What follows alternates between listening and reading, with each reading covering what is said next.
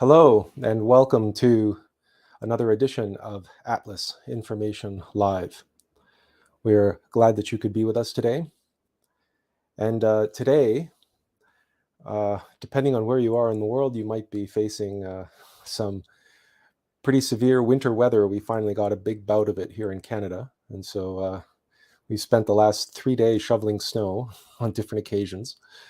But hopefully it's over now, so we can focus on the task at hand.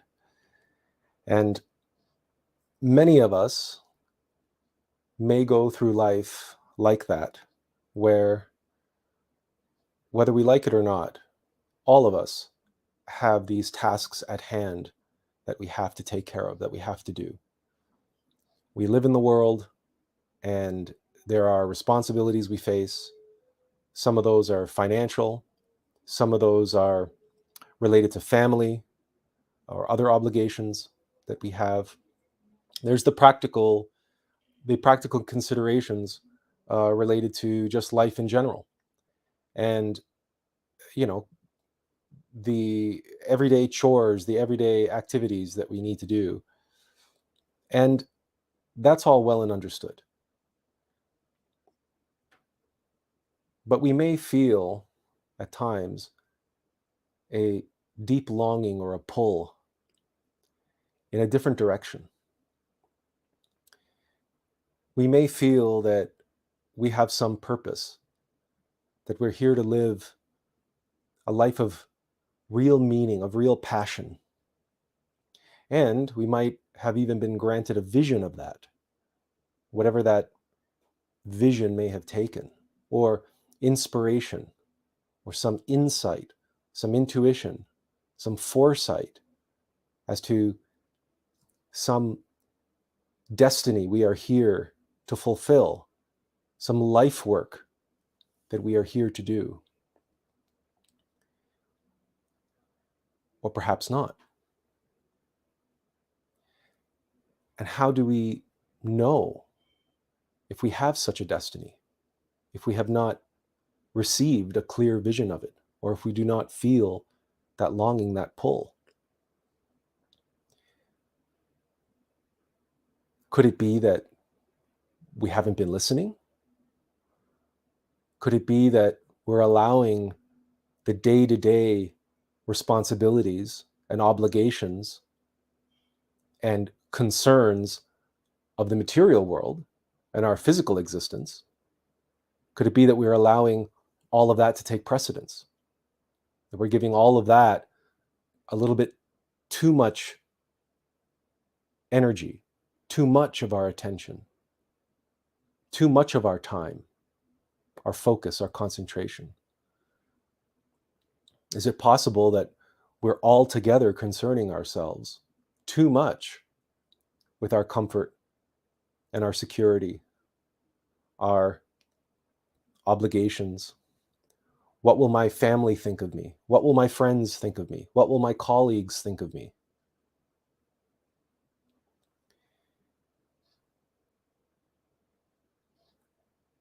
Some of us may have felt a pull in a direction which is less oriented towards ourselves and more oriented towards others.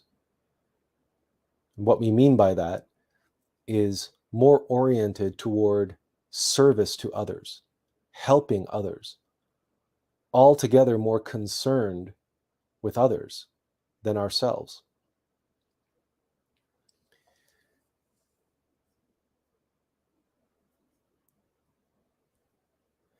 It turns out there's a name for this. It's in Buddhism, I believe the original is Sanskrit. It means, the word is Mahayana, to have that longing, that pull, that drive within our hearts to live a life of devotion and dedication to the benefit of others, to the improvement of their lot. And ultimately, in the highest expression of the Mahayana drive, it's to assist others in their path of awakening and self-realization. In other words, to save souls. There are levels of service to others, of course. We can be of service to them in a physical way. We can help heal their physical body. We can help heal them psychologically, of course. We can help them financially. We can help them out if they're in times of need. We can feed them. We can clothe them. We can give them shelter. And we can give them comfort in their time of distress. There are countless ways to serve. What's more, we may have some innate talent which, for the same reasons which we expressed at the beginning, this talent which we felt very strongly for and had a great passion for in our youth, we allowed to fall by the wayside or become just a hobby as we had to explore so-called practical careers. So, for example, we might have been a very passionate young painter or some other form of artist, or a performer or a singer, a musician. And perhaps there's nothing that gives us more joy than to express ourselves through that creative art. And not just for the sake of being seen, or not just for the sake of recognition, but because we feel that our talents can make a contribution to others, that the beauty and the light and the truth within us is best expressed through that particular talent of ours. And that if we can bring some truth, some beauty, some light into others' lives, then by all means, we are making a contribution to them. We are lifting their spirits, or we are inspiring them. We are touching their souls. We are allowing them to share and partake and commune with us as we exercise our soul, that inner light and love and beauty, as we become a vessel for that and pour it forth into the world. It's just like any host at a party. If we have created a delicious meal, it is our greatest joy to serve others that meal. And that meal came from us, from our garden, which we tended, from the recipes which we researched, or perhaps were handed down, or from our family, or perhaps recipes that came from us. We dreamt them up. And then our efforts that went into the preparation of that meal and the presentation of that meal and making sure the place settings were beautiful and all the other efforts that we went into hosting our guests. If we do it for the sole reason of their benefit. That is, not for recognition, not because we expect something in return, not because we want our guests to go home that night and be talking about us for the next few hours or the next few days or the next few weeks about how fantastic our dinner party was and, oh my God, that was the best roast beef I ever ate, et cetera, et cetera, et cetera. So we're not doing it for recognition. We're not doing it for validation. We're not doing it to get anything out of it other than the passion we feel and the longing we feel to be of service to others. And so you may have some talent, some art, some proficiency, which somewhere along the line, again, you couldn't pursue, or you had to give up, or you had to just relegate to being a hobby. Because life gets in the way. Family gets in the way. Obligations get in the way. And a million other excuses and a million other reasons and rationalizations get in the way.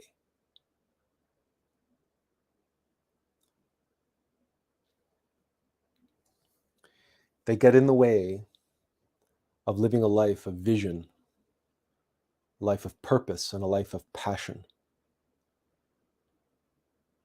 Now, you may not feel this deep longing to be of service. You may not feel it. And that's fine. But if you do feel it, in whatever way, in whatever form it takes, what are you doing about it? How do we answer the call? How do we know what to do, what we should be doing, how to proceed? It's not an easy question to answer. And we dare say it's different for everybody.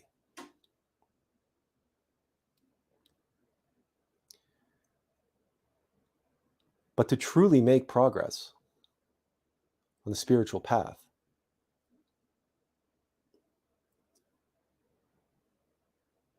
we must be of service to others in whatever way, shape, or form that takes.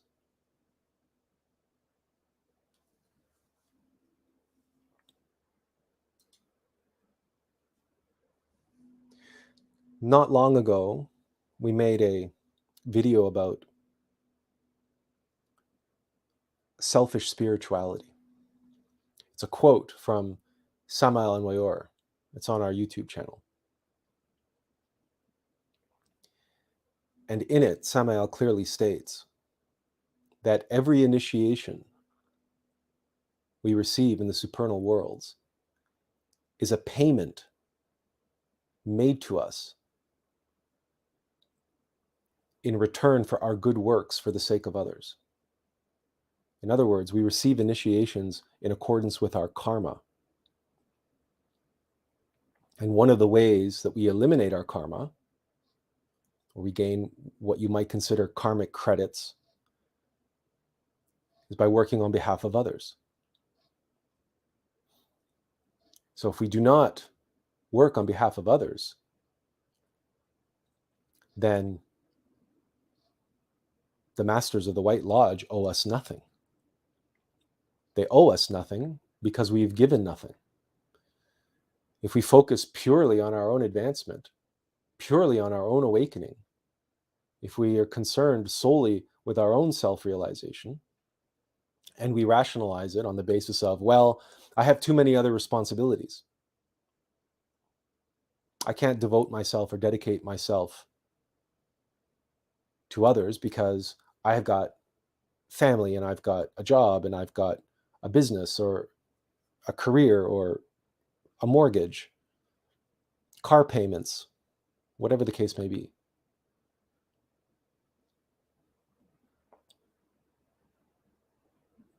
That's fine if you're okay with accepting that your spiritual advancement will be limited by your contributions to others.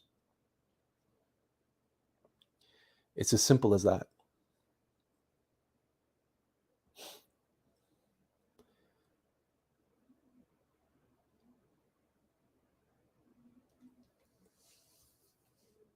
But being driven by a purpose and having passion for the Mahayana path, the path of sacrifice and service for others, does come at a price. Make no mistake.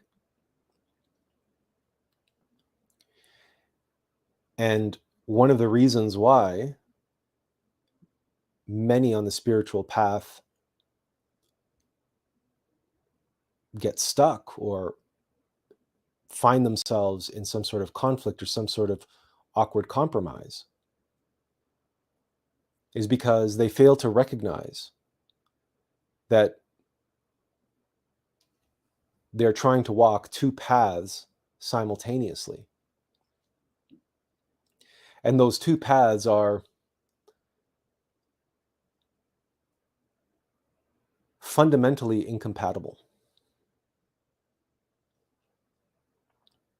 The one path is the materialistic, hedonistic, worldly path. And the other path is the path of the bodhisattva. Now, the first path is one where an initiate has become too identified with their comfort and security, with their earthly possessions, with their career, with their reputation, with the approval of their family and friends and colleagues. And maybe they did pursue a career in the arts and performance and sports or whatever they were good at. And now, perhaps they are too attached to their fame and fortune, recognition, notoriety, the respect they get from total strangers. They're successful in the world. They're liked, possibly even adored, or respected, or feared.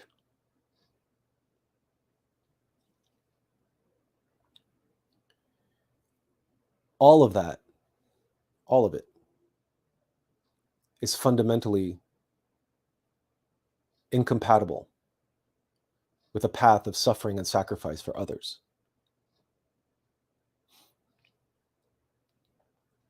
To give our life to our innermost being and his destiny is the key. And does that mean that we have to go off into a cave and give away all of our worldly possessions and extract ourselves from civilization and from society and go and live, like we said, in a cave, in abject poverty, or go live under a bridge or what have you? No, it doesn't mean that at all. It just means that we have to stop caring about our station in life, our economic station, our social station. And in fact, our reputation and what others think of us and how others judge us and how others evaluate us and the validation we get from them, none of that matters to someone who's here with the burning fire in their heart, even if it's just a candle flame, even if it's just a dim light, even if it's been shrouded over many years of neglect or many years of taking a back seat to worldly concerns. All of us have within us that light. the spark, the seed of our innermost intimate Christ. And it's only a matter of going within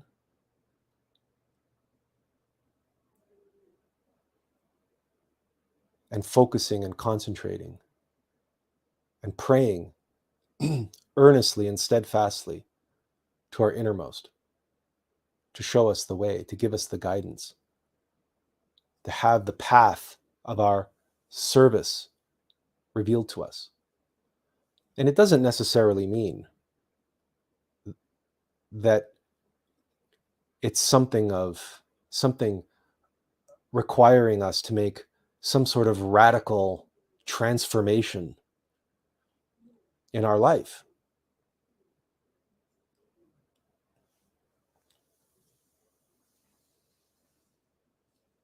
But it does mean making a shift in priority.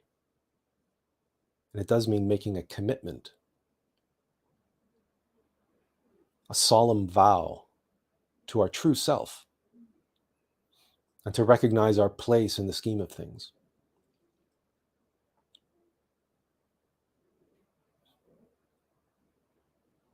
And for many of us, it may be that we don't feel that, we don't have that, we can't find that within ourselves because we haven't been given a sign, we haven't been given a vision to motivate us, to excite us, to give us that enthusiasm that we need, or to give us that clear direction that we are so accustomed to in our worldly pursuits of having a plan and sticking to the plan and seeing all the steps that we have to do in order to get to the goal that we've set for ourselves. And then we systematically tick off all the boxes one by one as we move forward and executing our plan. And we go through life like a project manager, identifying goals, setting timelines, and having everything systematically mapped out in our own mind, and scheduling everything out and managing all of our funds, money coming in, money coming out, doing all budgets and everything to make sure that we can attain that goal. And these goals could be anything from buying the new house, getting the new car, going on vacation, getting married. Could be any number of things. It's endless, the list of goals that people set for themselves. It could be learning a new language.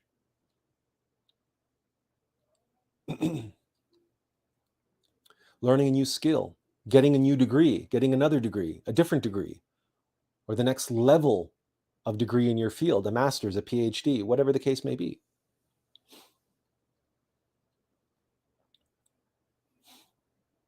And if that's what we're used to, and if that's what we're identified with, and that's what we're comfortable with, having a plan like that and following it step by step by step by step like a recipe,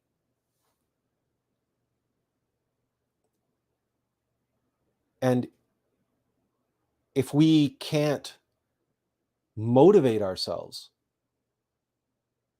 to accomplishing anything unless we have such a plan clearly mapped out with clear milestones and clear deliverables,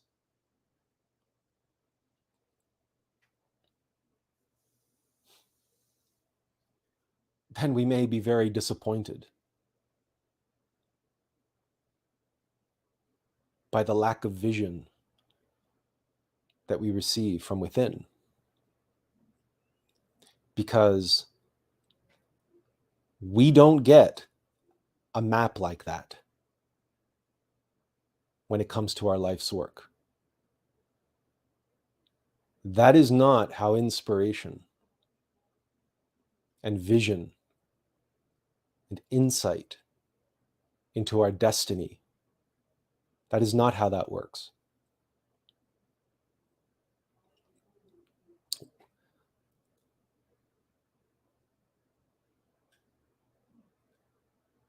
Our task as a servant of our innermost being, as a vessel, as a vehicle for our innermost to accomplish his life's work through us. Ours is not to reason why. Ours is but to do or die.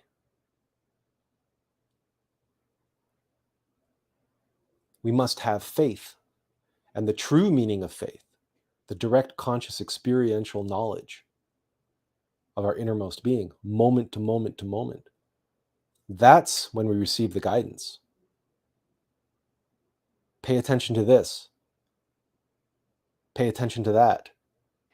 Now do this, now do that, now say this, now say that. Moment to moment to moment to moment.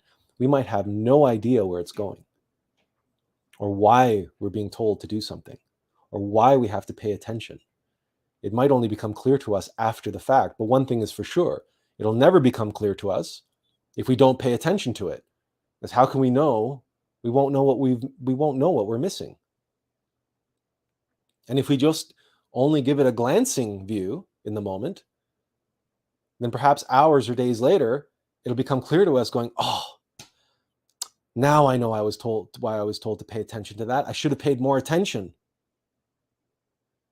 because I only gave it passing lip service.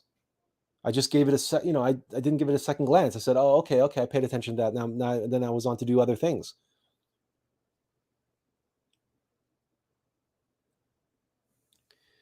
In the video that we created not long ago, we referred to what we called the meta-mind of being. Now, in esotericism, we can refer to this as consciousness, right? Awakening consciousness. But really, consciousness is just another vehicle, another vessel. Consciousness is the bandwidth, the space in which we can receive what we refer to as the meta-mind of being, or the all-mind of being, the all-mind of God, which is channeled and funneled down through our innermost being, our innermost essence of the Logos, through our free consciousness. And then we can receive that information in one or more of our three brains, in our mind, in our heart, or in our body. And we receive the information in our consciousness, and then it registers within us. It goes where it needs to go so that we can work with that information. So intuition, for example, many of us know what a gut feeling feels like, or we feel something in the heart. It's intuition, but we can also receive information from our innermost in our mind. And as we explained in our video, the rational mind, its job is to process that information and put it into a form that can be shared with the world. It can be used practically, shared with others. And this goes for all of our senses and all of our three brains and our five centers, including the motor, instinctive, sexual center. Because our physical body can also work with intuition. And anybody who's done any performing arts knows this, whether it's dancing to music or performing Shakespeare, the energy and the truth and the beauty and the light that's being conveyed through the sound, that's energy. That's pure energy. Remember, sound is the creative force of the universe.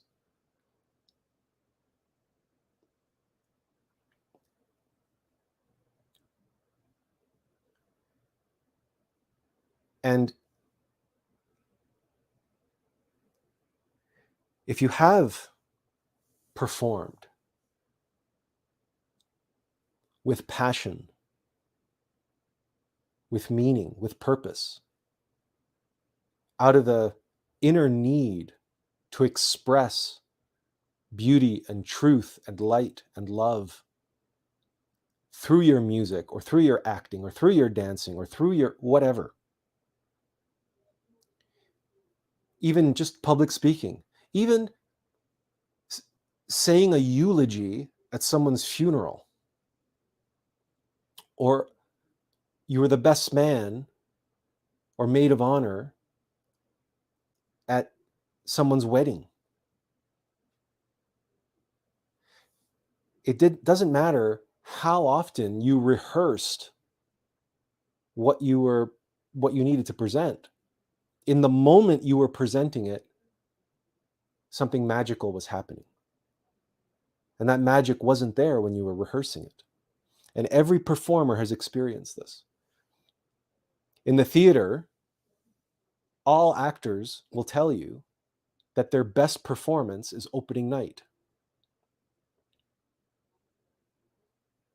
Because the nervous energy, the trepidation, or perhaps even the outright fear, many great actors all feel stage fright.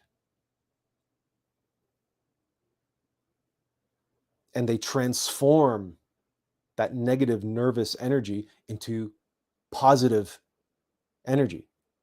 And they practice the transformation of impressions. Now, most actors wouldn't know that terminology, but they all know how to transform their stage fright into an incredible performance. They learn to transmute and transform that energy, and then they channel that energy through their performance. And stage fright, if you've ever experienced it, you know that it comes on spontaneously. It's not here necessarily. You may have acted all of your life or performed all of your life. And there's many cases of actors and performers who got such terrible stage fright they would vomit before they got out on stage. But as soon as they were out on stage, the curtain went up and the lights were on them. Boom, they were in their element, and the fear was gone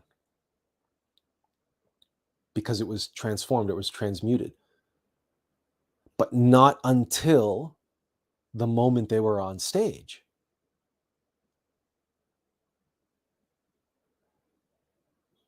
And that extra energy and the presence of a full audience, a full auditorium, opening night, all of the energy, all of the attention, all of that focused consciousness on the performer, whether they be a musician, a dancer, an actor, it doesn't matter. They were able to harness all of that energy, and all of that energy went into their performance as well. And next thing you know, new expressions, magical moments in their performance happened on that opening night, which never happened in rehearsal. They never would have dreamed of doing it in rehearsal. Never would have occurred to them. But in the moment, when it really mattered, that magic was there. And many performers can attest to having this experience. Now, why do we bring this up? Because let's say the notes on the page or the script that you're memorizing or the choreography that you've been practicing and rehearsing over and over and over and over and over again in preparation for the performance. And you may have been trying to do everything in your power to control how that performance was going to turn out. That's like us wanting to have that roadmap and planning everything out and structuring and controlling everything so that everything works out just the way we want it to or the way it should in our minds. But if we're in that place of passion, and when we're in the moment, out there on stage, opening night, with all of the stakes and all of the pressure and all of that heightened energy, some magic happens, which we could never have planned for, which we could never have mapped out. We could never have included that as one of our milestones or our action items or our actionable deliverables or all this other terminology that we use in business and finance and logistics and bureaucracy and everything else called project management and so on and so forth, right?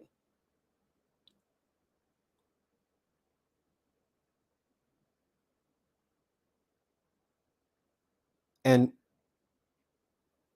you recognize that it's only by surrendering to the real artist inside and you allow that inner performer just to take over.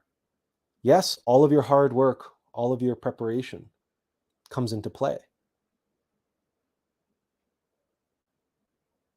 But some beauty, some truth, something from inside of you now flows through you in a way that wasn't there during rehearsals.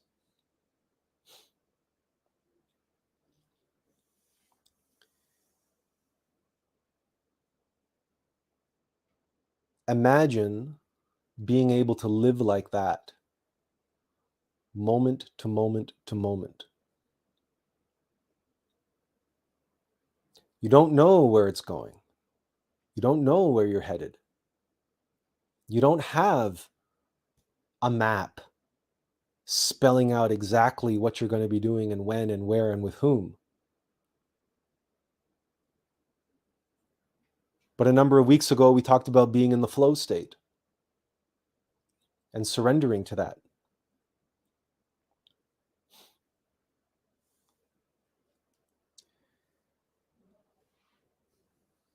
If there is a reason why there are so few who consciously count themselves among the army of world salvation, it is because, practically speaking, they have not mastered this process of what we're talking about. And mastery of that process means mastery of oneself. And mastery of oneself begins with letting go of all of those worldly concerns that seem so important to us.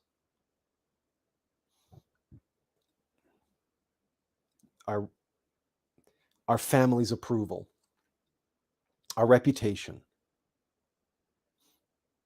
our certain level of income and certain level of lifestyle,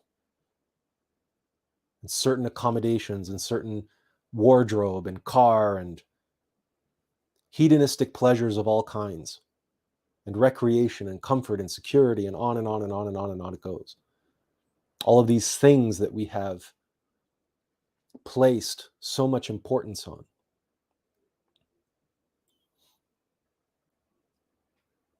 You see, all of that sensory, emotional, and mental energy and space, bandwidth, if you will, these faculties that we possess as a mortal vessel and servant, if these faculties are filled with the concerns and the desires, the cravings and aversions, and the beliefs and the of the hedonistic worldly self, the materialistic worldly self, then in effect our cup is full. Our cup is full. And how can we receive into a full cup? And if your cup is full of vinegar, because let's face it, you put in the wine of the world into your cup, and sooner or later it's going to turn to vinegar. And we all know that. We all have that experience. Because the material things that we buy today, we get bored of, or they break down, or a new model comes out, or our friends get a nicer version of it, and we start having envy. We start getting left behind because now all of our friends have new phones and we're still using a 5-year-old phone. Maybe it's only a 2-year-old phone. Or maybe it's our car, which, it's gone out of fashion, or it's not as environmentally friendly as it should be, or there's a million different reasons that the world gives you to constantly be chasing more stuff and different stuff and be replacing your stuff with other stuff and getting a bigger apartment or getting a nicer house or moving to a nicer neighborhood. And then, of course, there's fashion, right? And, your wardrobe is out of style, it's out of date. You have to realize you only have so much capacity. You only have so much energy. You only have so much attention.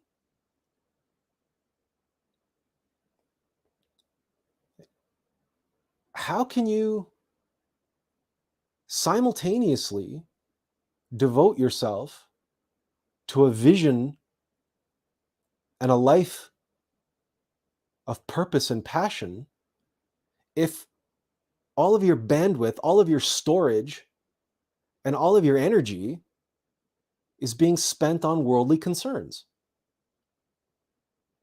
And make no mistake, those worldly concerns are mostly egoic. They're mostly your egos. They're mostly related to your false self. Not all of them, but most of them. Why? Because honestly, to take care of the basics is pretty basic. You may be surprised how much weight and space and energy gets freed up when you stop concerning yourself with your reputation, for example, and stop being concerned about what your family thinks of you. Because rest assured, if you follow the longing, the deep longing of your innermost to commit yourself in a life of service and sacrifice to others,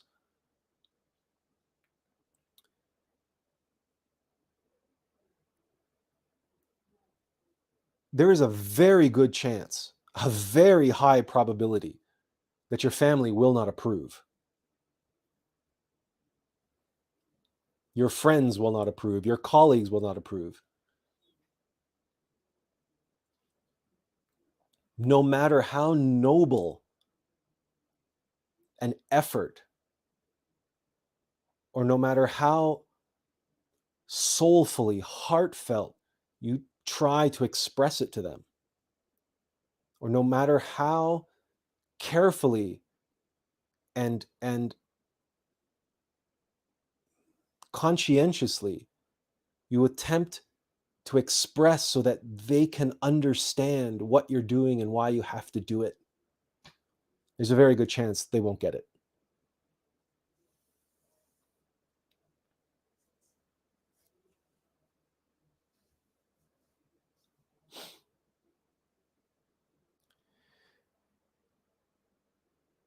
And there's a reason for that.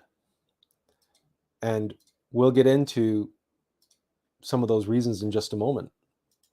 But first, we're going to share this comment by Azazel, who makes a good point here. We need to comprehend that we die either way.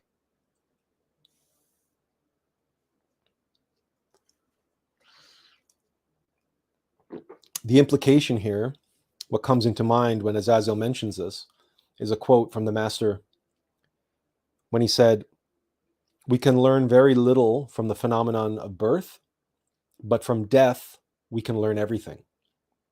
Death is the great equalizer. Death is the great arbiter of our life. What happens to us when we die is entirely dependent upon how we lived our life. And more importantly, who we lived our life for.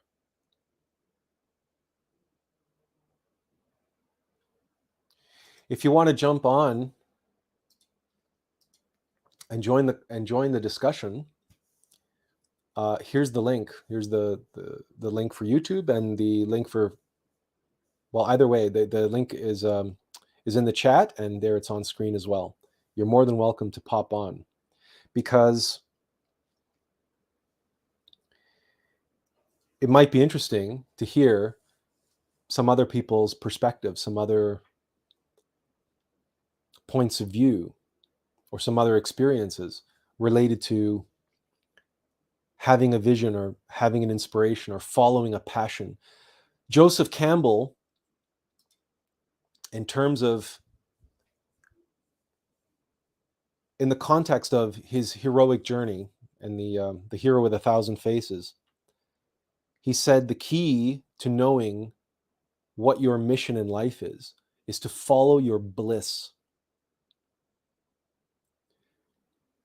So follow your heart, that which gives you the most satisfaction. That's your calling. And if you don't know what that is, well, you have to observe yourself. You have to know yourself better. You have to pay attention.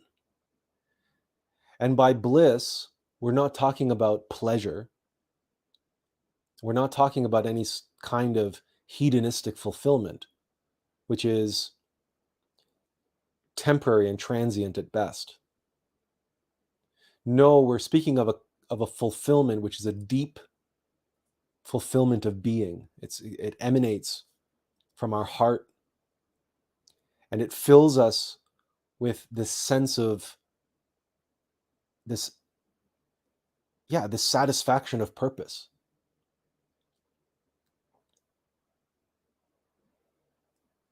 While we're doing it, but especially once we've completed it or completed an aspect of it.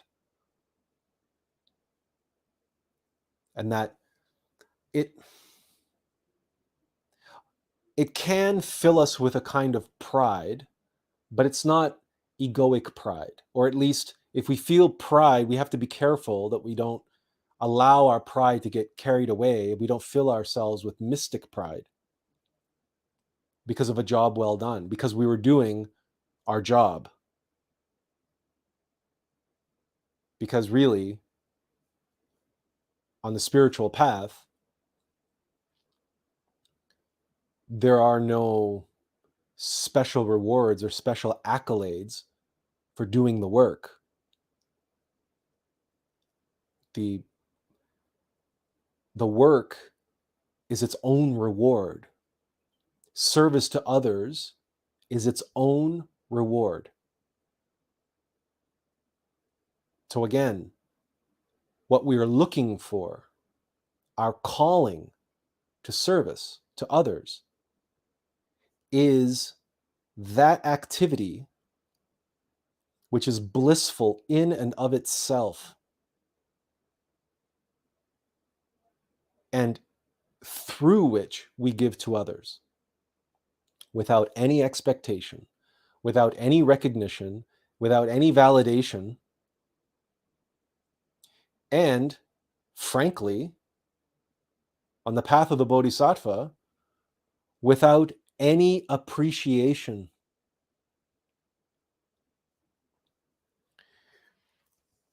Recently,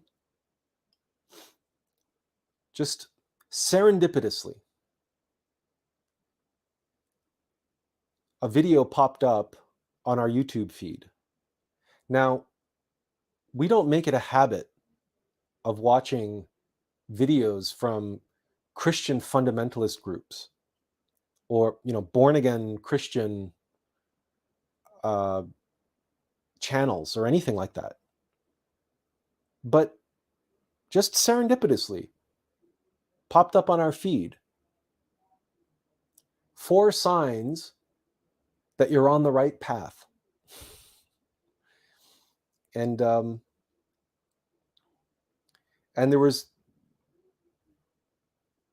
they had, of course, many biblical quotes, and quoting Daniel and quoting Job and other books for the Bible. And it was very interesting because the video was quite good in its points. Of course, because it's a Christian fundamentalist point of view, there's no talk of innermost being, there's no talk of divine mother, there's no talk of your innermost intimate essence of Christ. There's just God. You're doing God's work. How do you know you're doing God's work? Well, if the world hates what you're doing, there's a good chance you're doing God's work, like this type of thing. But it's a good point. If you're truly walking the path of the Bodhisattva, there is a very good chance that what you're here to do is not going to win you a whole bunch of likes and followers on social media.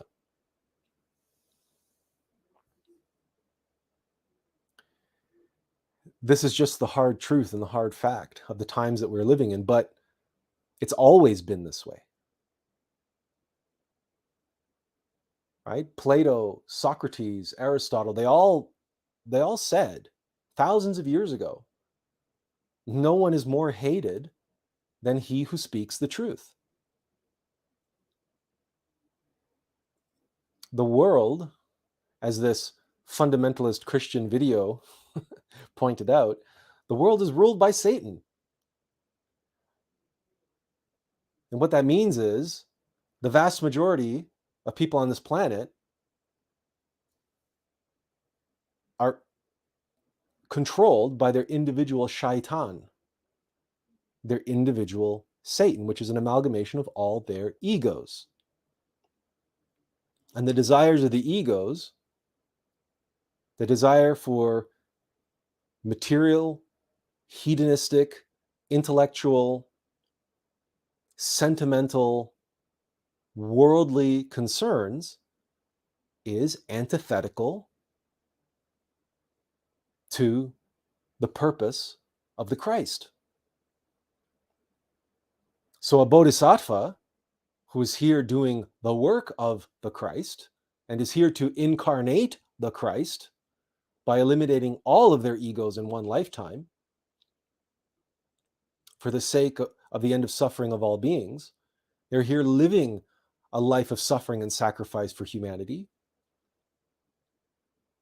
What they're doing is going to be antithetical to the desires of the vast majority of people on the planet. And the vast majority of institutions, and the vast majority of structures and traditions, and possibly even religions, depending on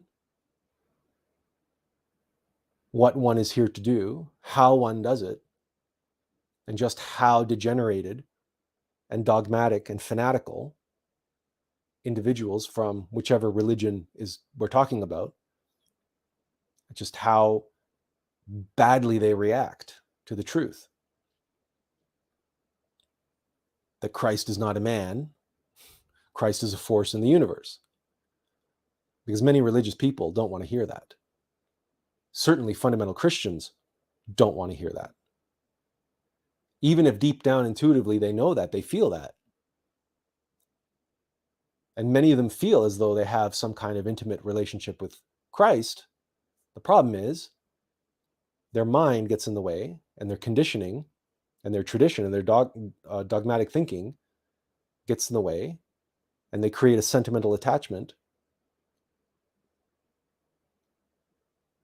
that they have a personal one-on-one relationship with Jesus.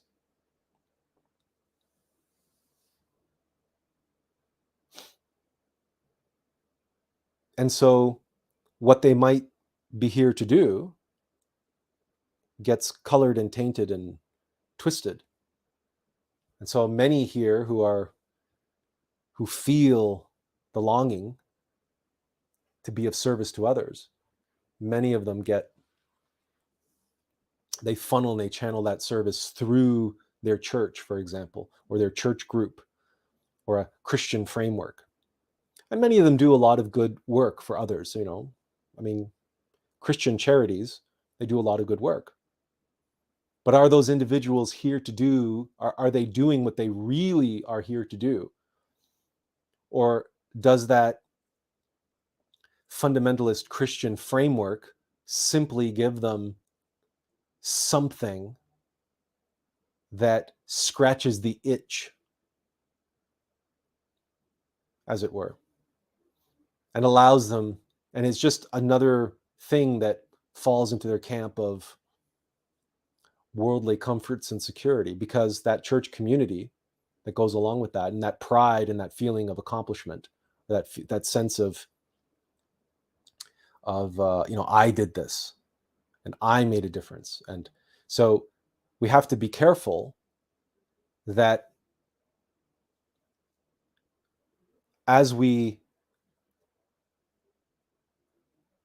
do for others, as we act on their behalf, that we don't allow a pride to build up in us. We don't take credit for it. But that's the problem with when our inner drive to be of service to others gets hijacked by the ego. And then the ego comes up with another way to serve. So we scratch the itch of helping others, but then the ego takes credit for it and then builds up a pride around, I'm such a good person.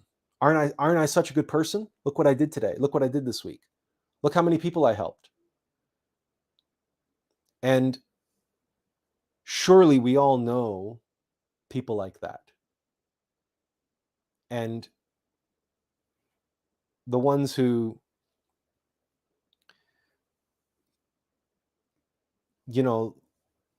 they have that do-gooder vibe to them. They wear their charity like a badge of honor. Like military people, when they get dressed up and they have all of their medals and their accolades on their lapel, on their chest.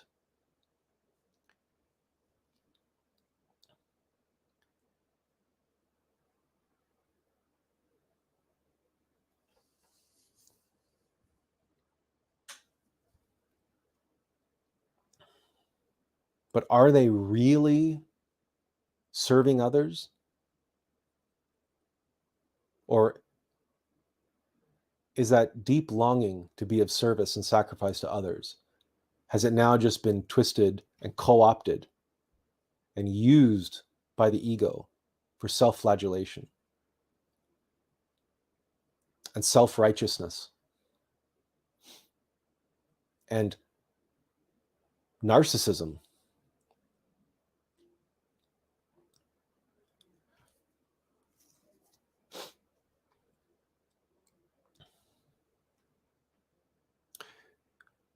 So in the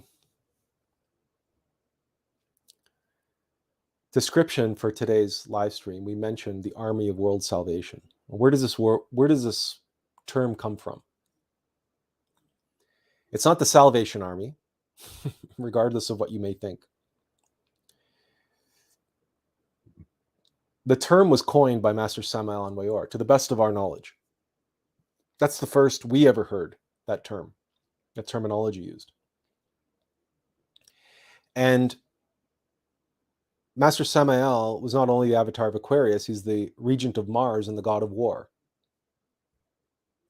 So one of the reasons why, when you read the works of Master Samael, often you get a very strong impression, a very didactic, firm assertion of the facts. Because Samael, of course, being an avatar of the age of Aquarius, but the god of war, he expressed love in his writing through a great deal of tough love. It's been expressed that he is the avatar of iron will, and his focus on sexual magic, for example, with willpower being the operative necessary faculty for us to develop on the path, especially if we are taking the direct path, the path of the razor's edge, the path of the bodhisattva, and practicing sexual alchemy. Willpower, which is telema in Greek, willpower is essential. And so it is with great willpower that Master Samael writes his books. When you read some of his lectures and you get to the Q&A, you discover how gentle and kind he was with individuals one-on-one, and how easily he could switch from severity to mercy, right? From tough love to kind, gentle love. Nonetheless, the facts are the facts, and Samael's work speaks for itself. Master Samael was not kidding around. He was not fooling around. And so when he said that the modern Christian Gnostic movement, which he was here to establish, included the establishment of what he called the army of world salvation.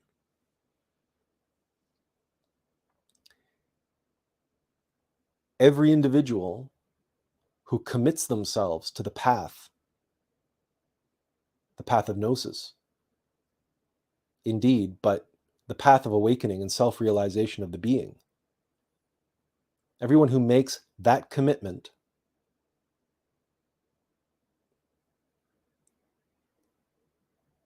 in one form or another are signing up to the army of world salvation.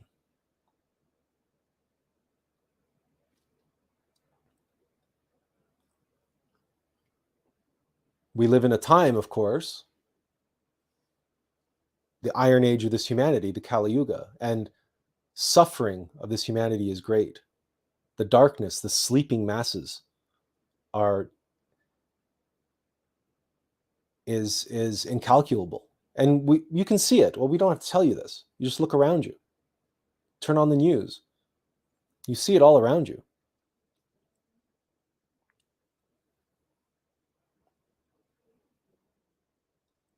And as we approach the end of the Kali Yuga,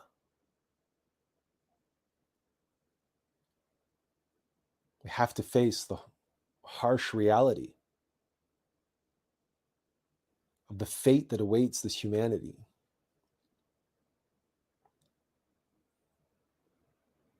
So then what does army of world salvation mean? Does it mean we're going to save the world? This is a beautiful line from the Talmud, which you probably remember from Schindler's List. It's the quote that they engrave on the ring, which they give to Oskar Schindler at the end of the film.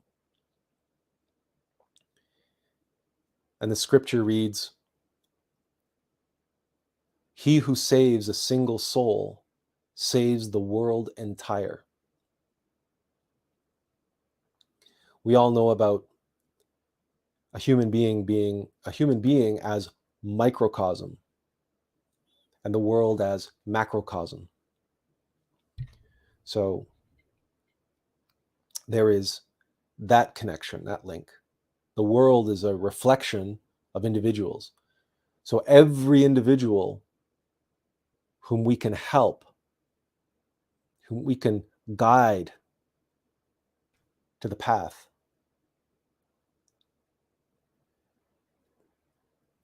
We are making a contribution to the whole.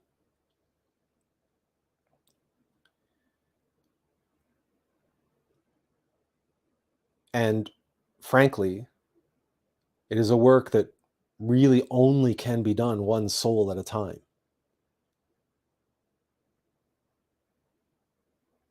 As we discussed last week, there is no mass global awakening. If anything, it's the great awakening that we see before us, happening before us.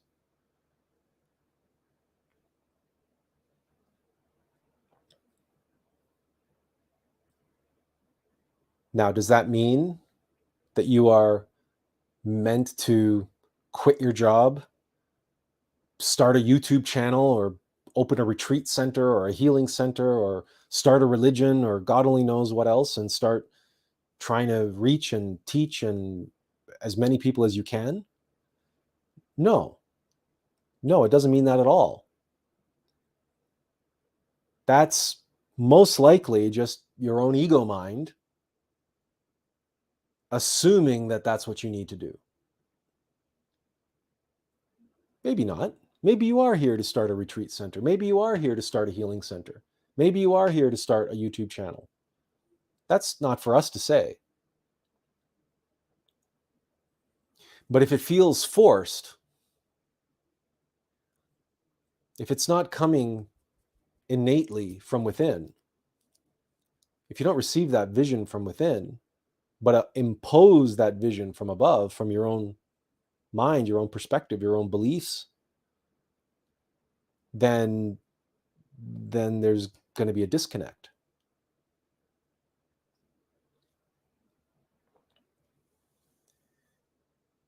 Follow your bliss. Observe yourself. Look within. What is it that you do that while you're doing it, time stands still?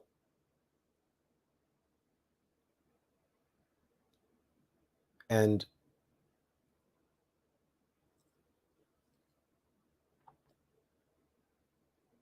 start there.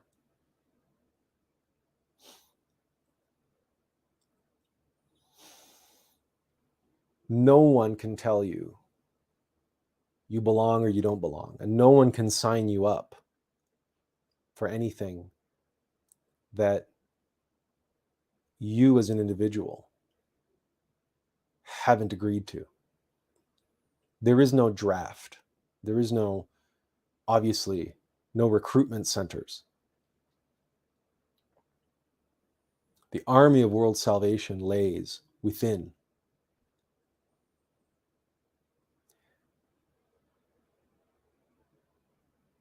But because of the state of the world that we are in, and because of the timing of the age that we are in now, and what is fast approaching for this humanity, there are a great many of us here now who came here now for the express and specific purpose of serving in what we call the army of world salvation, what Samael called the army of world salvation.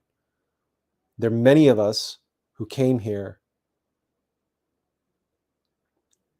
to walk a path of suffering and sacrifice for humanity, to serve for the sake of others, for the sake of the end of their suffering, and practically speaking, to help awaken as many good seeds as we can for the coming harvest.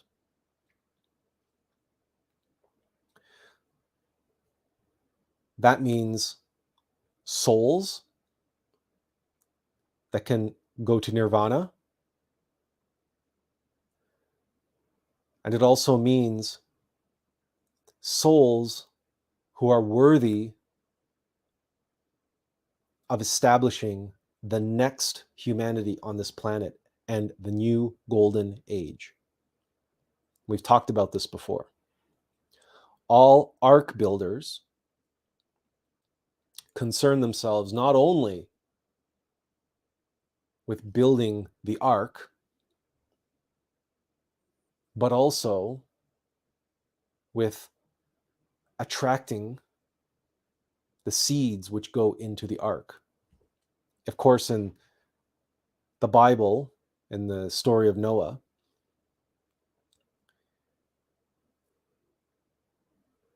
that's represented by all of the animals, 2 by 2.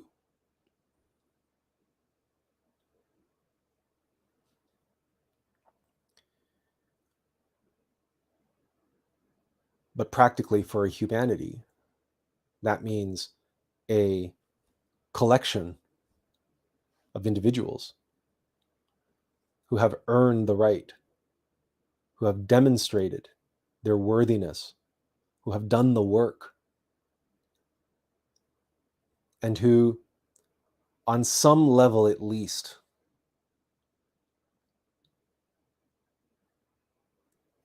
feel that Mahayana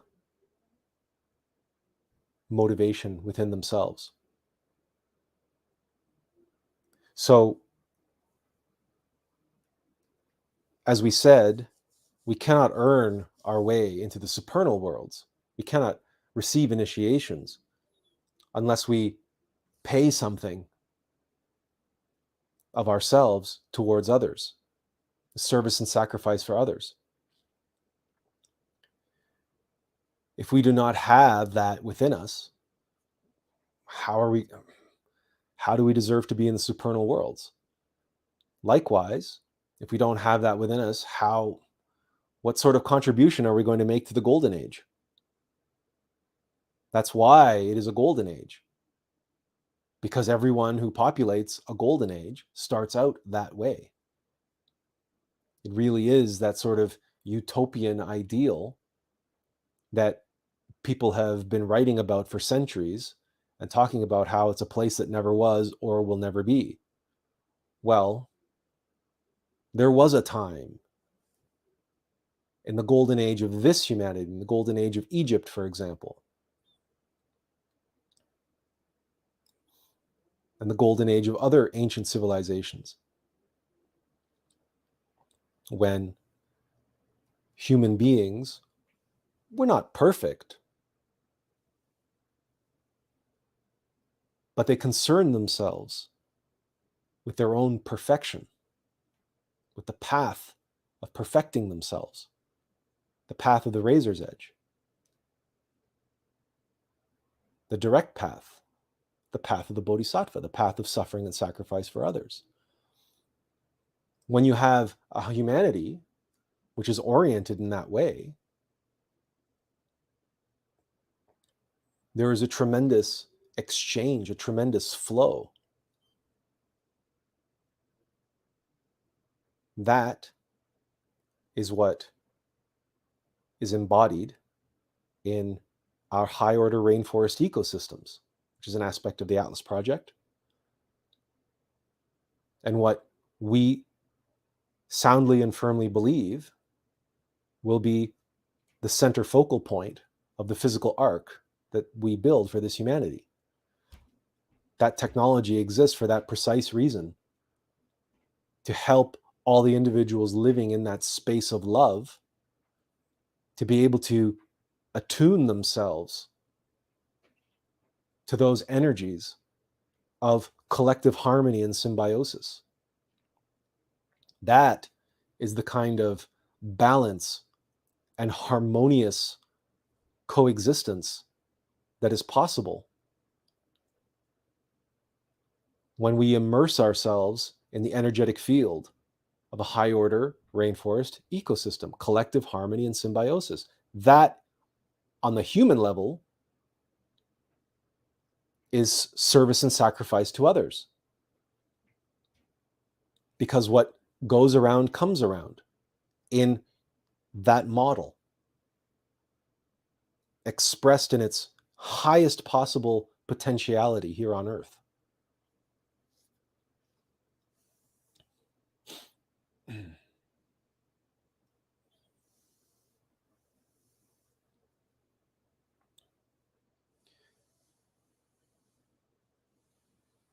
So it's worthwhile, as you do your introspection and meditation, and you look at your life and you look at the path that you are on, it is worthwhile to ask yourself the question. And more importantly, ask yourself the question. Ask your Divine Mother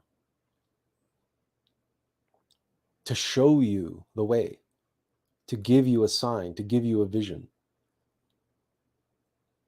And if you have difficulty receiving that, if you have difficulty hearing it, or you lack the patience to receive it, or you just don't have that proficiency in meditation or whatever, rest assured that following your bliss is a good place to start, and letting go your attachments and identifications to some of these worldly concerns is a good bet.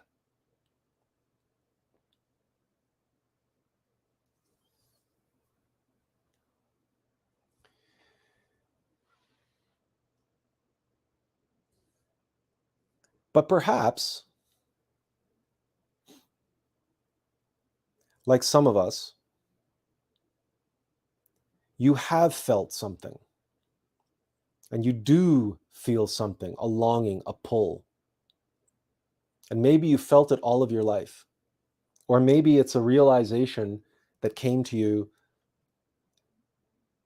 as a child, in your teenage years, in your college years, whatever. Maybe you woke up one day suddenly with this burning fire in your heart to help others or to do something, that you're here to do something, and you just don't know what it is.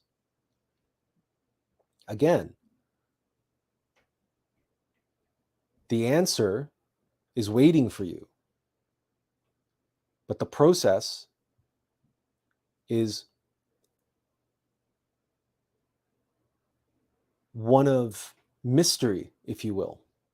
We don't get to see the whole picture. We don't get to see the whole map, the whole plan laid out in front of us. The information comes to us on a need-to-know basis, and each step is a test of our willingness to suffer and sacrifice. Just what are we willing to give up of ourselves, our false selves? What comforts, what security, what materialism, what hedonism? And each time we have to make that sacrifice, it's another step along the way. It's like Azazel says right here. It's piece by piece. It's step by step. This is why the journey of 1,000 miles begins with a single step. And Rome wasn't built in a day. And Hadrian said, when they asked Hadrian, how was Rome built? Hadrian said, brick by brick, my brothers, brick by brick.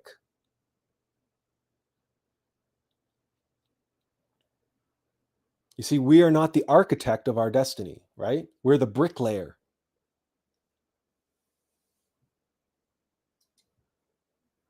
How many bricklayers have seen the design, have seen the architectural drawings, let alone the 3D renderings of what they're working on?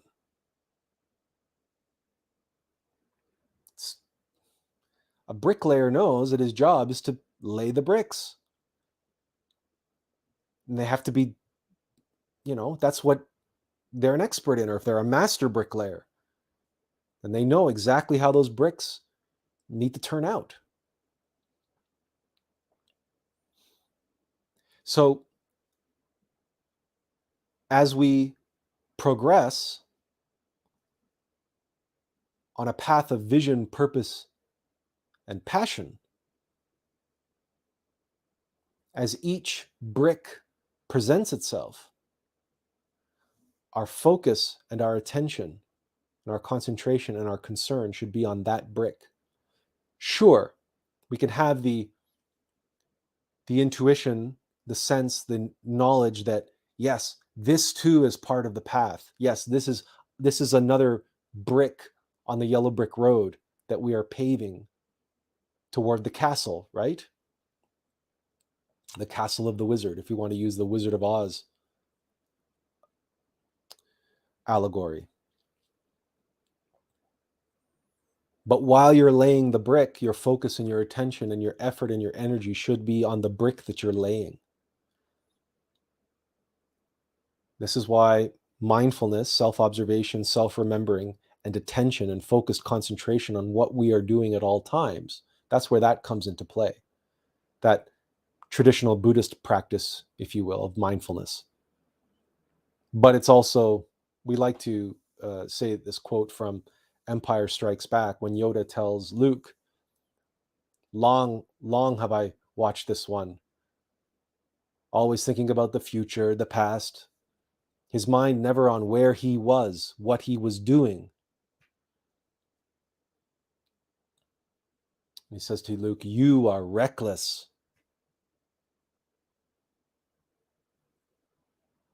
And if we're honest with ourselves, when we're doing things and our mind is wandering, we're being reckless.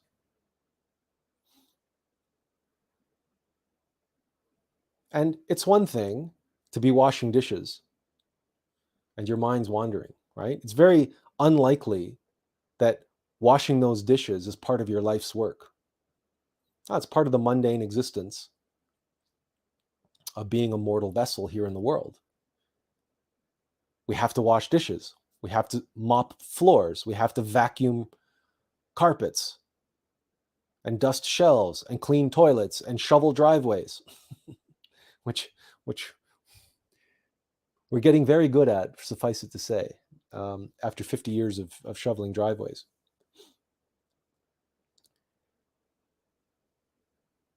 But there's a Zen saying, right? Before enlightenment, chop wood, gather water. After enlightenment, chop wood, gather water. And while you're chopping wood, chop wood. And while you're fetching water, fetch water.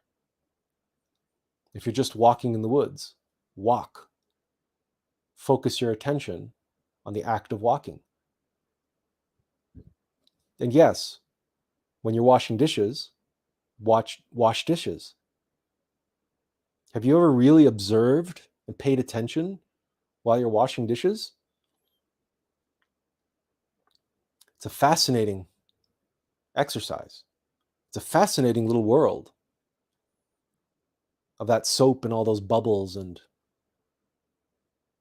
the interactions and getting all the grease off of everything and the hot water, and pay attention. Be present. Be here now. Well, these are all cliches. We don't have to rhyme all these off for you. You know all this. You know all this.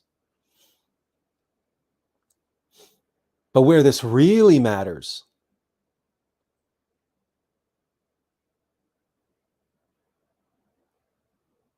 is that all of that is practice. All of that is rehearsal. That's conditioning your mind. That's strengthening your consciousness, your focus, your concentration, your attention. For what? For your life's work, which you cannot do if your mind is wandering. How?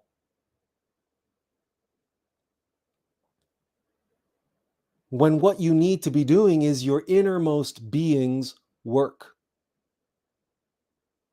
When you need to serve, when you need to be a physical vessel for your innermost being. How do you know what to say? How will you know what to do?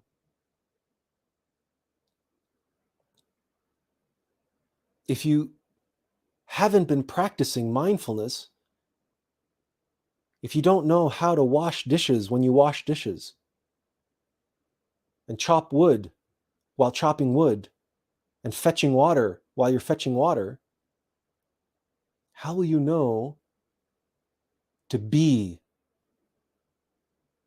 who you really are when called by your innermost?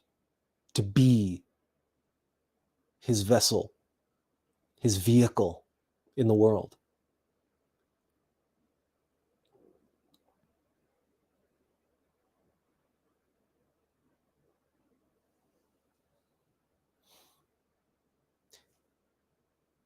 To receive an insight, a vision, a passion,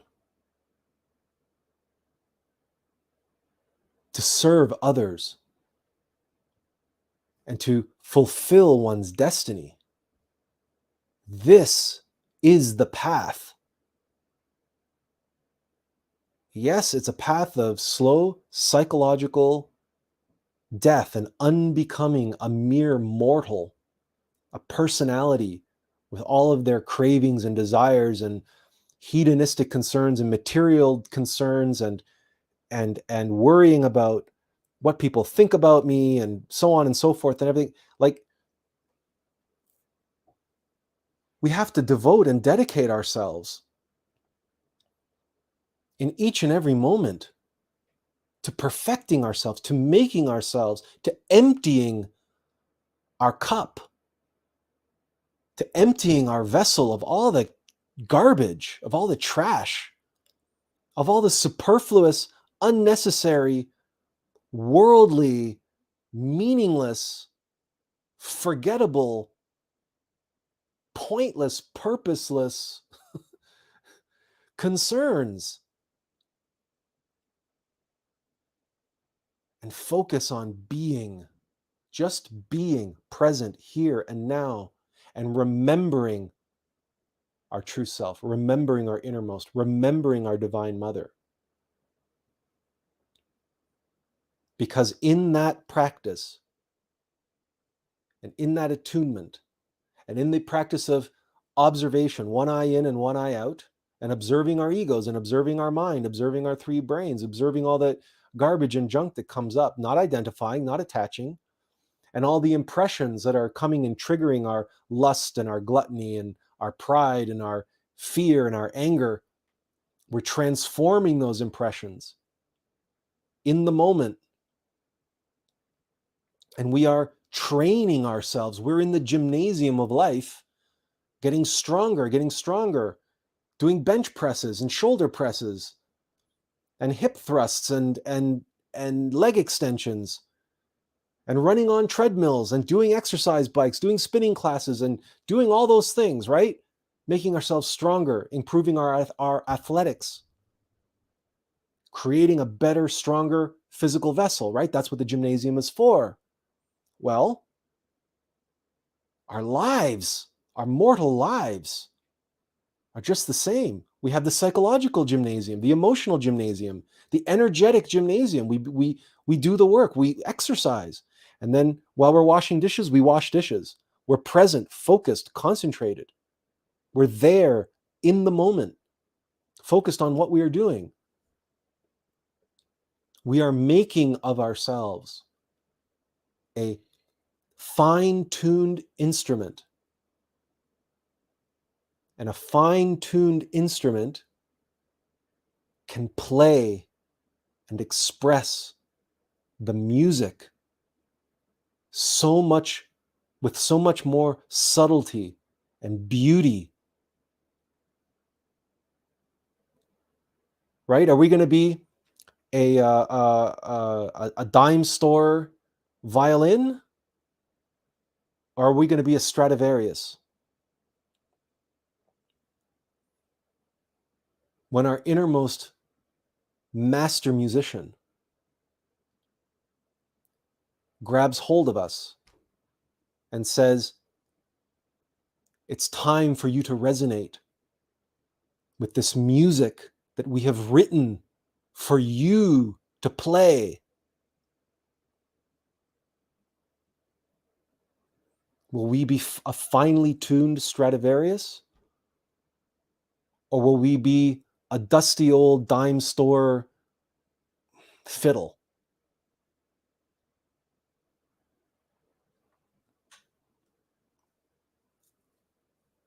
You see, okay, pause. Azazel says, Like my mother said, cleaning is not boring; it is maintenance. and and as Azel says, maintenance can be translated to mean entertaining too.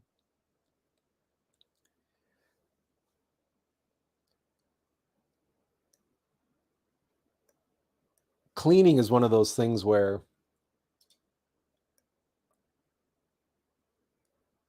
well, let's take an example. If you're familiar with Jordan Peterson, you know that he's a big proponent of make your bed, clean your room, right? He's but I mean, he's talking to young generations who, never received any discipline and never received any things, right? So he's trying to be the strong male role model that's been lacking in their life for their entire lives. Sorry. So he's like, you want to make something of yourself?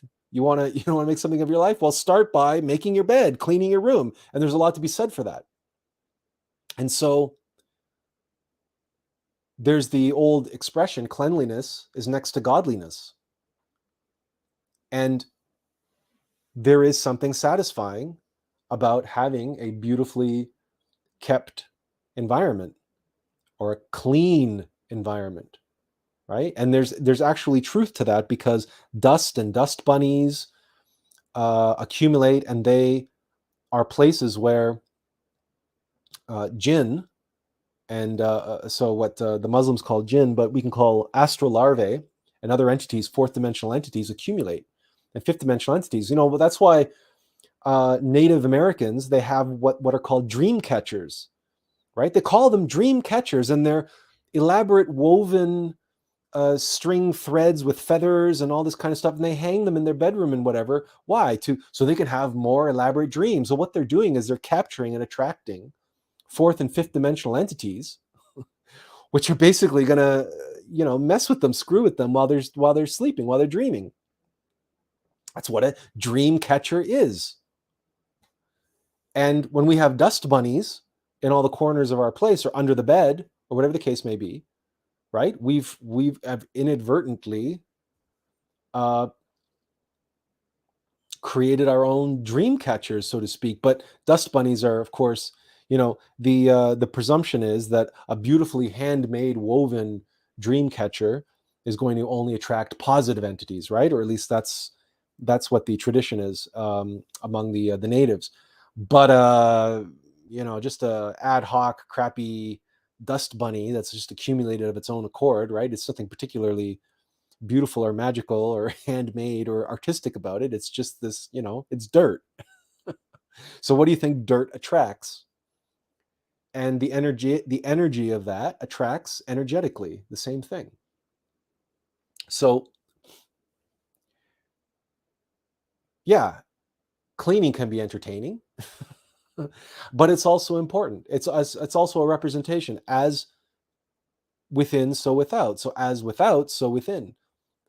We talked about having high order ecosystems with Peapod Life and living in that space of love and that positive energy and that energy of that is constantly balancing itself. And so when we're in that energy field, we too are receiving the benefits of that constant balancing, because when you enter into the space of love of an ecosystem, you become part of that ecosystem. So if you are out of balance, you're throwing the ecosystem out of balance. And the ecosystem, because there's billions and trillions of little beings in there that are self-organizing intelligently, they're going to be working to bring themselves back into balance. And that is going to include bringing you back into balance. So our environment is important. Our environment is often a reflection of our psychology.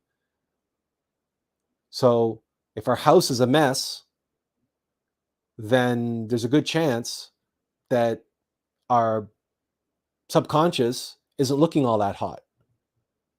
Isn't a very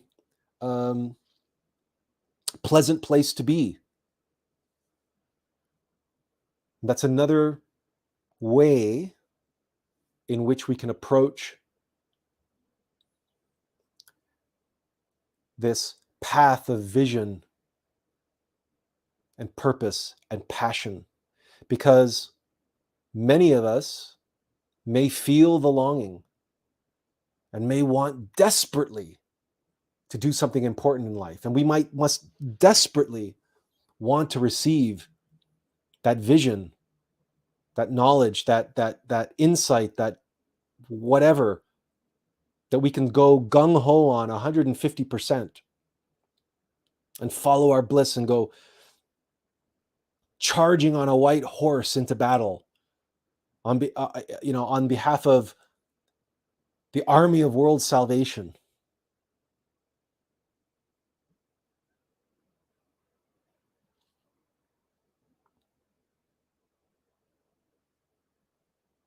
But if we're not ready to do the work, if we're not ready to do the training, have you ever seen those old Jerry Lewis movies? There's one called At War with the Army. Jerry Lewis and the Army, and he's a complete screw up, right? He's a screwball. It's a nightmare. And all he does is he messes everything up for everybody else. He actually, causes more harm than good. If we remember the movie correctly, it's very old. It's been a long time since we saw it, that's for sure. But Jerry Lewis was one of the grandfathers of what they call screwball comedy, right? But a more modern version of that might be like a Mr. Bean. But the thing about Jerry Lewis and At War with the Army is that he's so eager, right? He wants to do his part. He's so eager to do his part.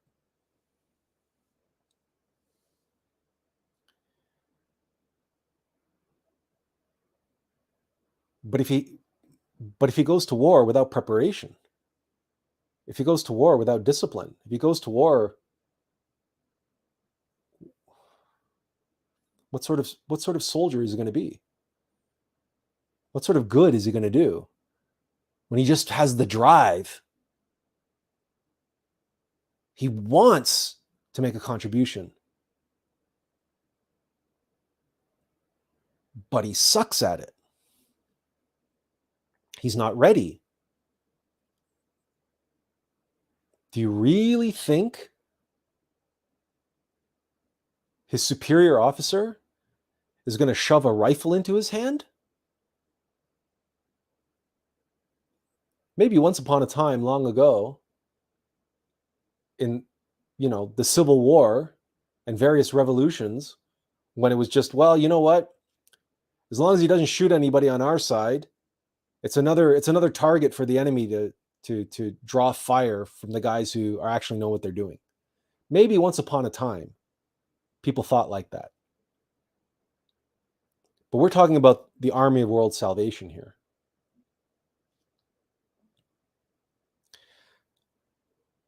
It's been a while now, but there was a oh gosh, what was the name of the movie? We're going to have to look it up here. It was the World War II movie. No, it's not. Hang on one second.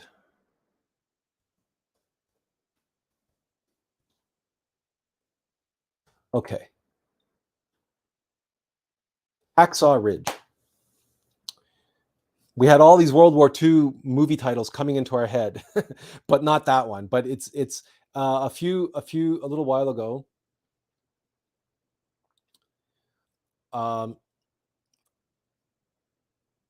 We talked about Hacksaw Ridge, and it's the World War II movie starring Andrew Garfield. It was directed by Mel Gibson, and it was the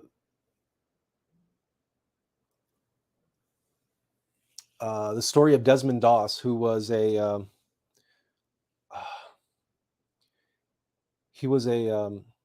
Seventh-day Adventist Christian, and it was against his religion to take life, and so he wanted to do his part. He wanted to go and serve the US military, but he refused to carry a gun.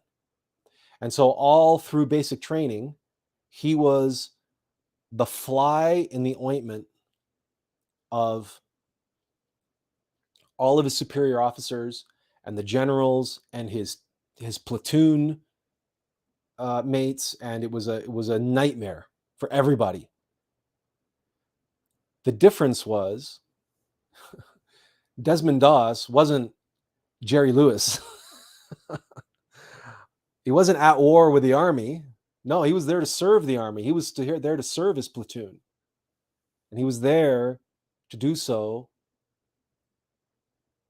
at the same time as he served his God, his innermost intimate Christ, which said to him, "Have no fear."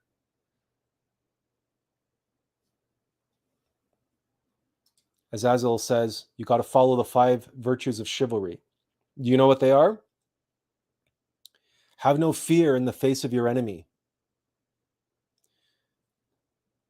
Be strong and upright so that God will love thee. Speak the truth always, even if it leads to your death. Safeguard the helpless and do no wrong. And we're getting choked up.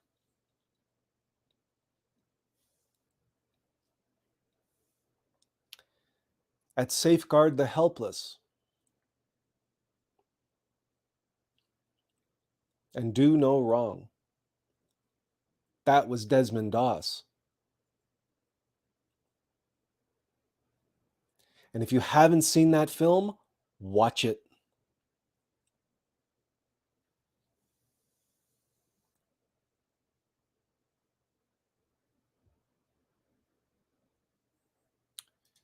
Mugaboo 22 says, that's my favorite saying in all movies I have ever seen. I have watched this movie 1,000 times. He's referring to The Kingdom of Heaven by Ridley Scott.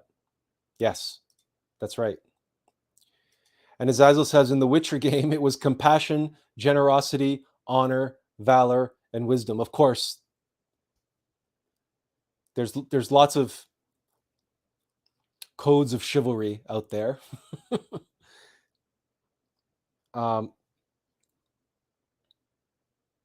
In Ultima 4, there's 8 great virtues to balance the 7 deadly sins. But whether it's Kingdom of Heaven or Hacksaw Ridge, and Kingdom of Heaven is set in the Crusades and Hacksaw Ridge is set in the Second World War, neither of which are particularly pleasant or proud moments for Christianity. And yet, in both those films, we see an individual rising to the challenge in the face of not only great adversity, but great pressure to break his vows, to break his vow of chivalrous conduct, to break his vow to his God, his innermost being.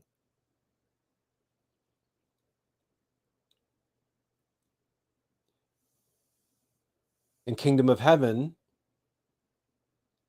Balian says it's carved in his blacksmith shop. But he says also to, what's her name? He says to her, it's my land. What sort of man would I be if I did not try to make it better?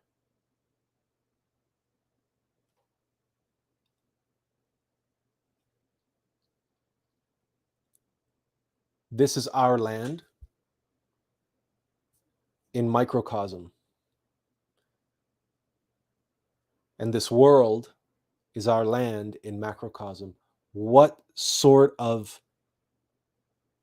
initiate would we be if we did not try to make it better? That's both. Because you can't make the world better if you are not making yourself better. because you will not be given the weapons by your divine mother until you are worthy to receive them, until she has the confidence that you can wield them.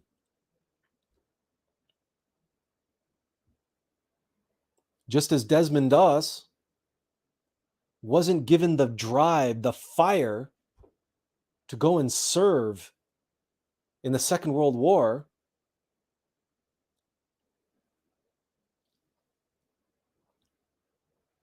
until his innermost being knew that he was strong enough to do so without taking a life.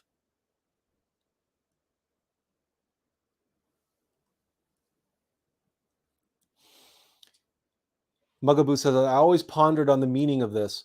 Be brave and upright, that God may love thee. It's exactly what we're talking about. Desmond Doss in Hacksaw Ridge was brave and upright,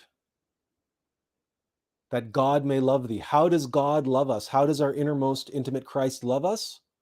By trusting us with his work in the world.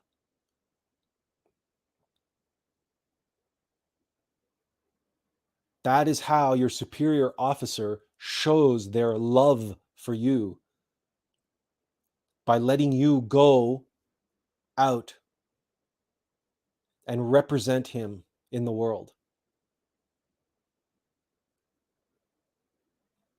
But you must be brave and you must be upright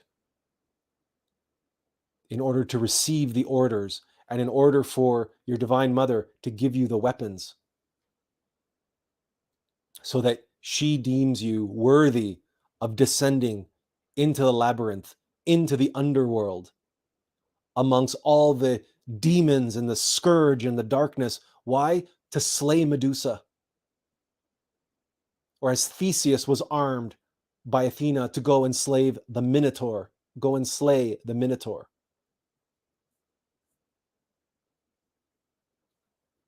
And that's within our own psyche. Because as we do that work on ourselves, and we are brave and upright in that work, so then we can be brave and upright in the world on behalf of others. Because it is only through sacrificing our own false self that we gain access to that strength and that quiet confidence from within to then go and sacrifice for the sake of others. As Azazel says, in Kingdom of Heaven, my favorite quote is that chess quote. You can't remember it though. Yes, Mugaboo says, a king may move a man.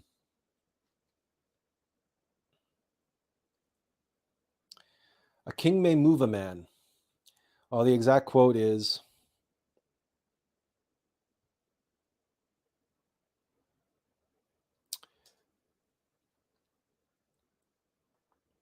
but remember, the man's soul is in his keeping.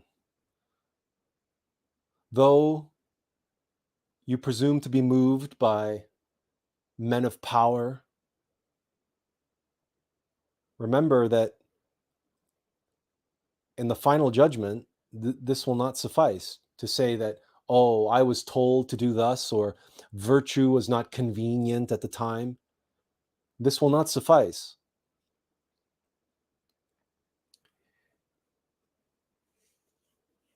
I can't remember the entire thing, but it's something to that effect. But that is the best. But that is that excellent quote. And I don't, it's the quotation, that little scene with the king in the middle of the film, which defines the crux of Balian's actions at the end, which results in a great moment of heroism or a calamity, depending on how you judge the film and how you judge the outcome and his choices and the decisions that he makes.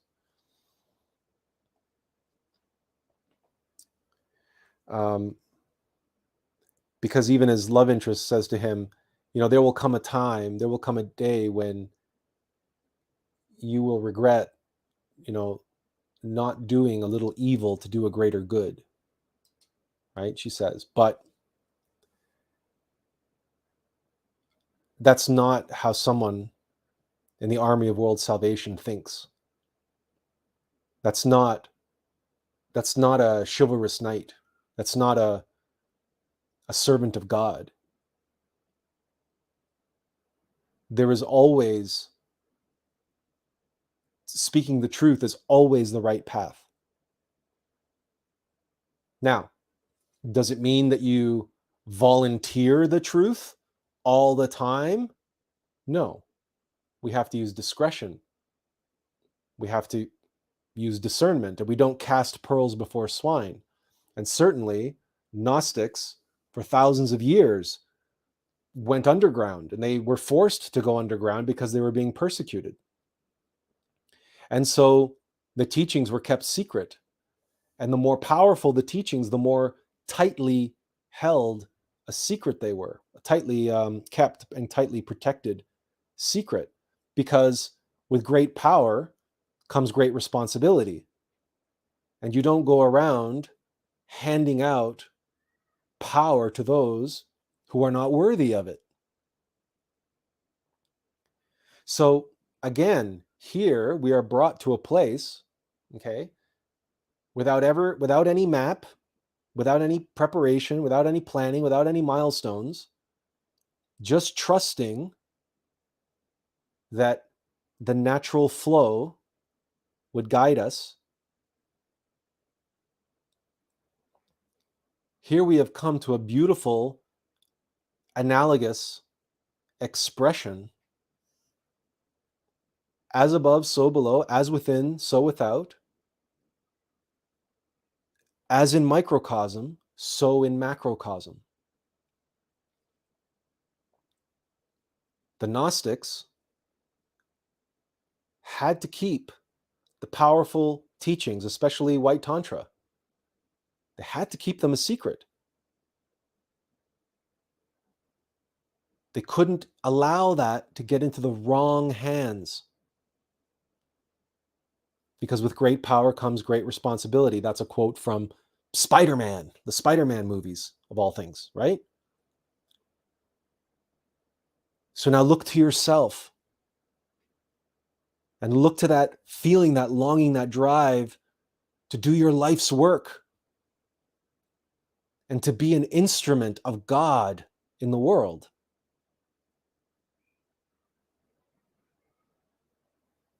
With great power comes great responsibility.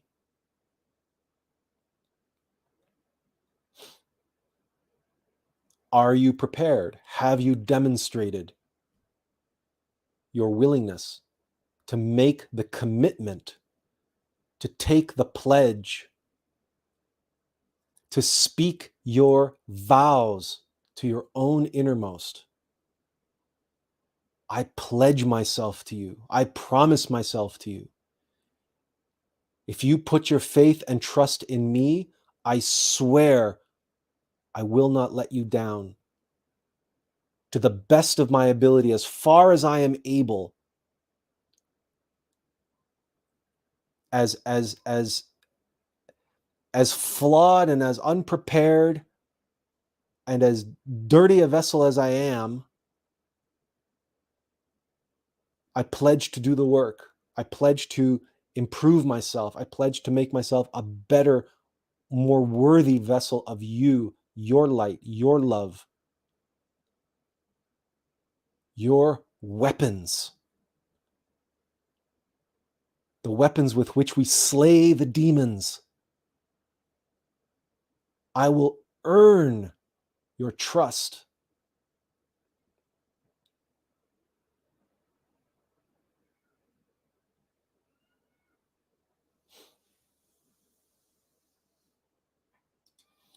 Azazel says, we only need to look at the antithetical spirit of Samael to know that is true. On Goetian terms, it is Andras. Well, that's in Hungarian, it's Andras, but in Goetian terms, it is Andras. I don't know if you want to explain that a little more, Azazel, but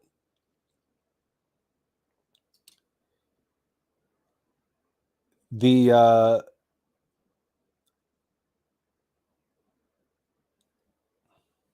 antithetical spirit to Samael.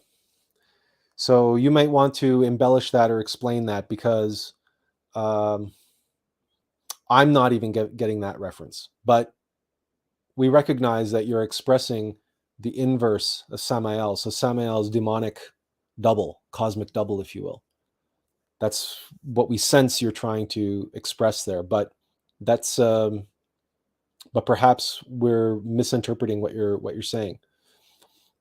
In any case, the fact remains that with great power comes great responsibility, and weapons are dangerous.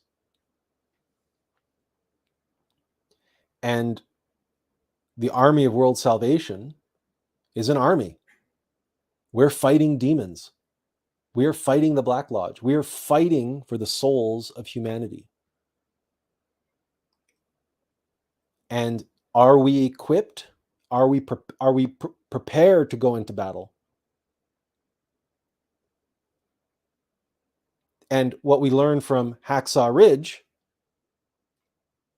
is that sometimes we're not given weapons to go into battle. Sometimes we're told to go into battle without weapons.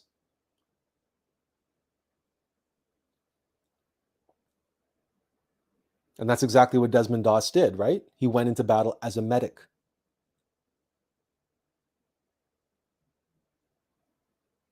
And he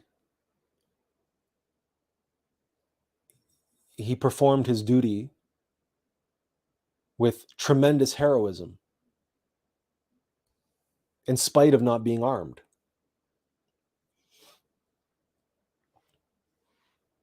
You see, that was his weapon, his integrity, his devotion. That was his weapon. So that was his bliss. His bliss was to be true to his Seventh-day Adventist Christian upbringing. He would not compromise that. That was his vow. I will not take a life, but I will serve my country. Now that takes courage to be that upright. And it's a beautiful example because it just goes to show us all the different ways that our duty, our purpose, our destiny may unfold. Something as inconceivable to everybody else around us, but makes complete and total sense to us, not rationally, not logically, intellectually, but in the very soul of our being. It's what we need to do. It's what we are here to do. It's our calling. It's our purpose. Can you imagine anything more outrageous to the army generals and commanders and superior officers and platoon mates than someone saying, I need to serve my country in the military. I need to go to the front lines. And I need to do that without carrying a firearm. I need to do that without being asked or told that I must kill, that I must take life.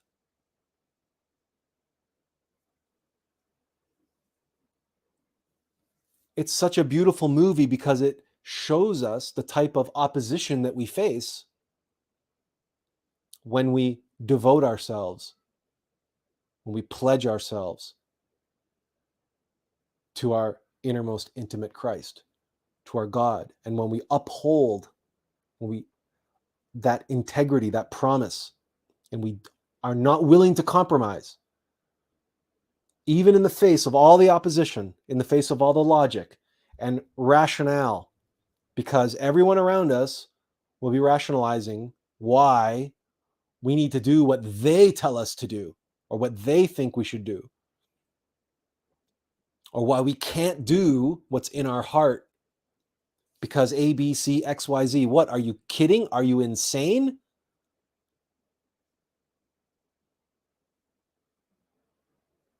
And many of us, if we followed our heart, we've been on the receiving end of that kind of opposition, of that kind of static, of that kind of resistance. And lots of times from the people we love the most. And that's when we realize, when we can't back down, when we can't step away, when we can't let go of that drive, that inner knowing, that inner purpose, that flame kindling inside of our heart, that's when we know that our love of Christ, that our devotion and love and dedication to serving others is greater even than our love for our so-called loved ones. As Attlas says, said to incite wars of generals, and explained as a dangerous spirit to invoke, and that no demon likes it when he goes wild. You're referring to Andrash here, okay?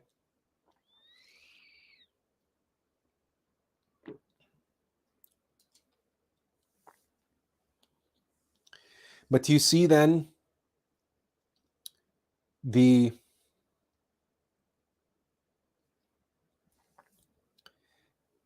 big picture, but also the intimate, personal, practical, mystical path that we're talking about here?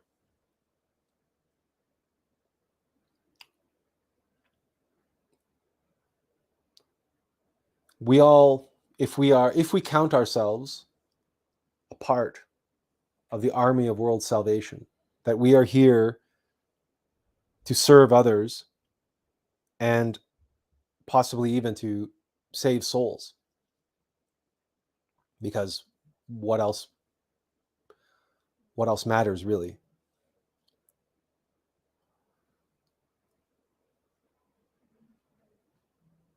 Then we may all have stories to share.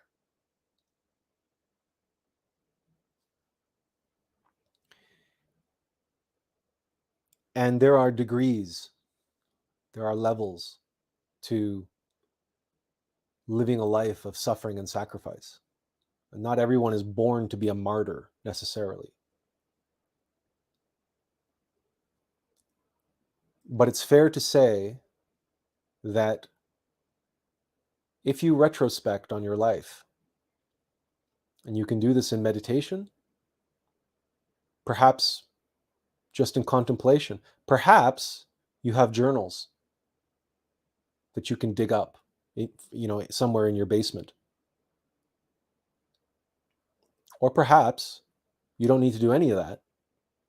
Perhaps you just know. You've always known. You've always felt something in your heart, even as a child, growing up, as a teenager, whatever. It's always been there. Perhaps it was always there, maybe faint, maybe a nagging, I don't know what that is exactly, but it's always there. I've always felt it. I've always felt the need, or the knowledge, or the knowing, the inkling that one day I would be doing something to help humanity. Well, we're here to tell you that there's never been a better time or a better place. So lean into that, go into that in meditation. And if you don't get a clear answer, if you don't get don't expect an answer, just feel into that place in your heart, that knowing, that inkling that you've had. And the stronger that inkling has been, it depends on the choices that you made. In our case,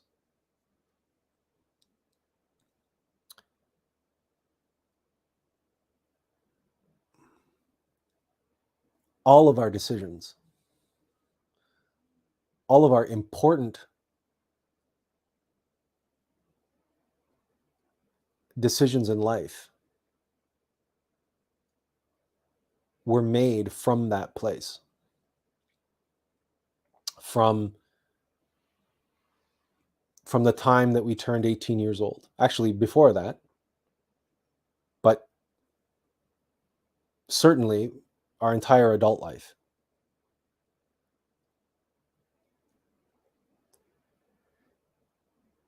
At every turn, we always acted on the still soft voice, and we always acted on this inner knowing that we had. Now, mind you, we had our first samadhi in meditation at the age of 7, and we learned our name, Attlas, at 16. So we may be a special case. We don't expect everybody necessarily to have had a similar experience or to feel that as as an elementary school child or whatever. But our experience is growing up, the good and the bad, the so-called good and the bad, have all been related to the work that we're now doing. And that work is absolutely related to the army of world salvation.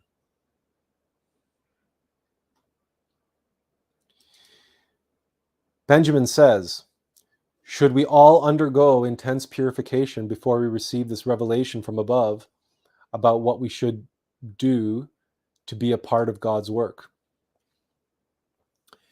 Should we all undergo intense purification before we receive this revelation?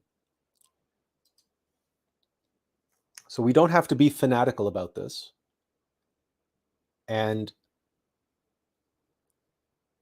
But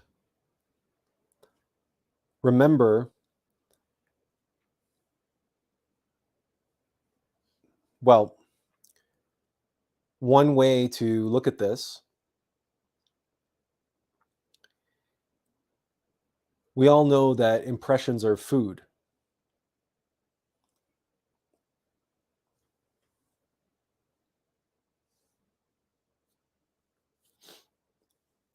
So we are what we eat. So if we fill our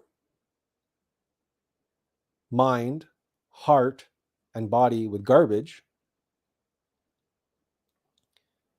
what sort of a temple have we prepared? What sort of house of God are we? How do we expect God to come and enter into our house when it is filthy? And yet,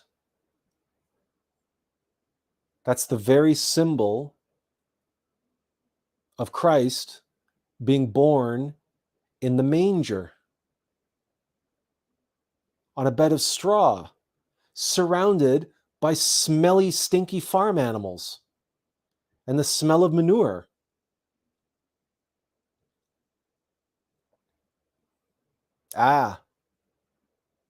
But the symbol of the three kings, the three wise men, bring their gifts to the newborn Christ. What are these three wise men in us? Our mind, our heart, and our body. And those are three wise men. So we use our mind with wisdom, and our heart with wisdom, and our body with wisdom. Now, is it wise to fill our mind with garbage? Is it wise to fill our body with toxins and alcohol? Is it wise to fill our heart with images of violence and images of bloodshed and scary images and images of people suffering and people being terrible to one another, and getting ourselves all worked up emotionally about that, or filling our hearts with base sentimentality, and filling our mind and filling our heart with desire for materialism, and filling ourselves with desire for hedonistic sensory satisfaction. So how do we use our three brains? Do we use them with wisdom? Start there. Just start there. Remember, before you can live a suffering and sacrifice for others, you have to be able to suffer and sacrifice for yourself, for your true self, for your innermost God. If you can't sacrifice drinking alcohol and sacrifice, if you can't let go of watching pornography and gambling and drinking alcohol and eating garbage, now, does that mean you can't have a bag of chips every now and then? No, you don't have to be fanatical about it. When you say purification, we don't have to go about trying to make ourselves into a I don't know, some kind of a extreme ascetic monk or whatever, right? But it's simply about recognizing that our mind and our heart and our body are the three gifts that we bring to the newborn Christ, our innermost intimate Christ, which is born in the animal cubby of our mortal self. We're animals. We stink. There's no getting around that. We're infested and infected with egos. There's no getting around that.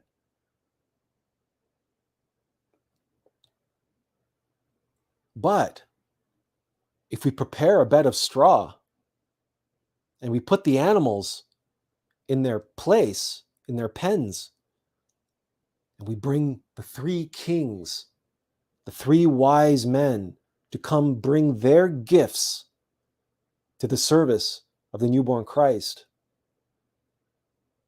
then the Christ will come into the world. Even in that manger, even surrounded by those animals, because the Christ will recognize, here is a place where I can come into the world. Even if I'm just a spark, even if I'm just a seed, even if I'm just a child, an inner child, this is a place that I can grow and develop to be the messenger and servant of God, the Son of God. That is my potential. Why? Because in this place, as humble and as meager and as dirty and filthy as it may be, at least the three wise men come and have pledged their gold, frankincense, and myrrh to me. Their greatest gifts have been devoted and dedicated to me. So of course the Christ says, that is a place where I as a seed can take root. That's a foundation for me to begin. I have something to work with there.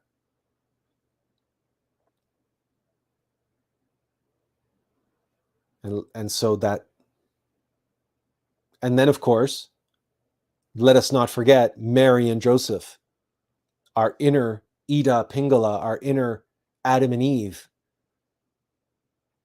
working with the sexual energies, the masculine and feminine sexual force. We're doing pranayama, working up in upright sexuality, right? This is where, and working, if we have a spouse, working with white tantra and sexual alchemy, because that is how the Christ is born inside of us. Immaculate conception, right? So All of that, you see, that whole nativity scene is an allegory for each and every one of us. For each and every one of us.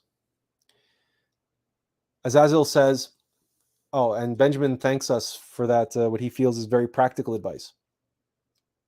Azazel says, ours is related to act against injustice. So we're in training for it, he says. Even if we receive weapons, we do not go out until we're qualified for it. And this can be tricky because remember that one of the great obstacles that we face on the path is fear. And fear can come in the way of self-doubt. And that's when we second guess our intuition, when we second guess the being impulse. So discernment is very important. That's the other reason why we want to always be mindful and always practice self-observation, even while we're washing dishes, even when we're driving around, even when we're doing so-called mundane things, because our innermost being and our divine mother can take advantage of those opportunities to communicate to us, to send us signs, to send us impulses and speak to us through the still soft voice, through our intuition, even while we're doing the most mundane things, because that also is an opportunity to practice and develop that skill, that ability, that discernment. So to say that even if we receive weapons, we do not go out until we're qualified for it,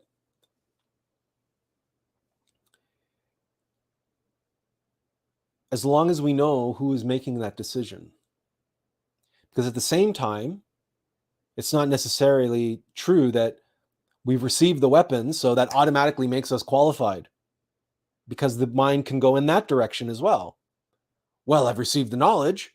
Well, then, gosh darn it, I'm going to go and use it. I'm going to go and share it. I'm going to go and, right? Because, yeah, we might not be qualified. So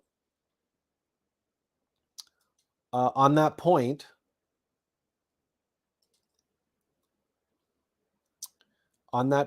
actually, this is the article to read, and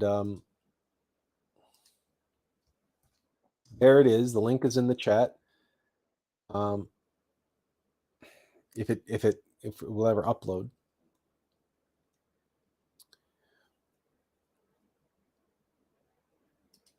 And there it is on screen.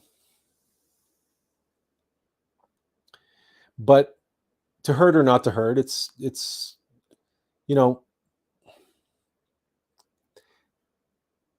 this article is 9 years old now, right? We wrote it in 2014.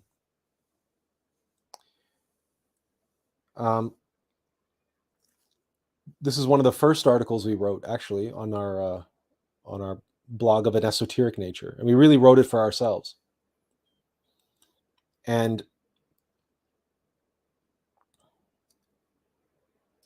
it tackles this question of who is qualified.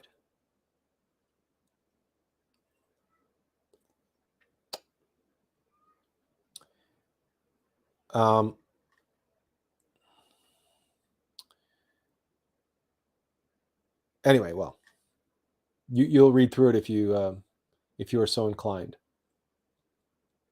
The point that the article makes here, and it was a hard lesson for us to learn. And as Azazel says, yeah, I should read it again, because the point to be in the army of world salvation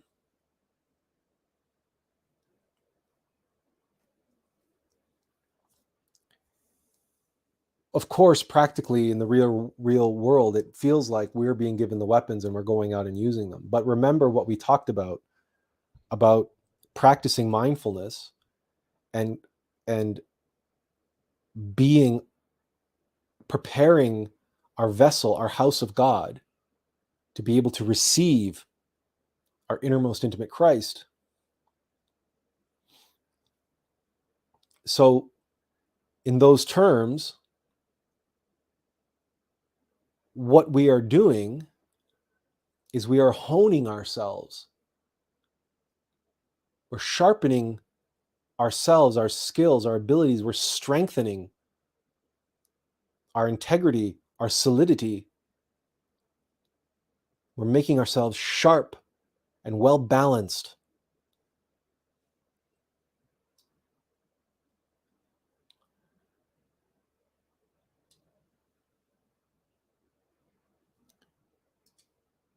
So that we can be the katana in the hand of our innermost Lord and samurai.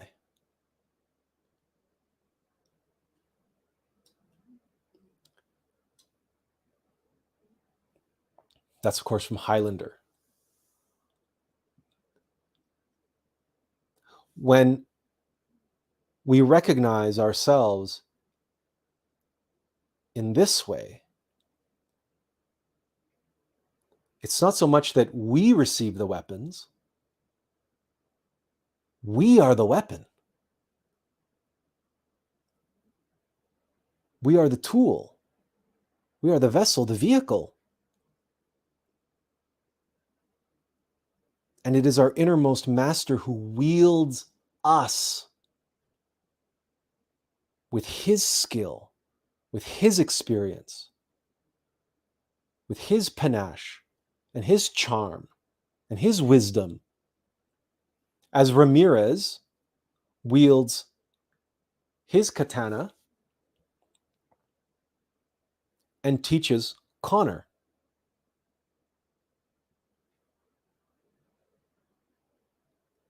To be the right hand of God, right, is to be the gauntlet on the right hand of our innermost Lord and Master, right? For the sake of the Master, to be the sheepdog who's well trained, who answers the call. If you've ever watched a shepherd working with border collies, it's a sight to behold.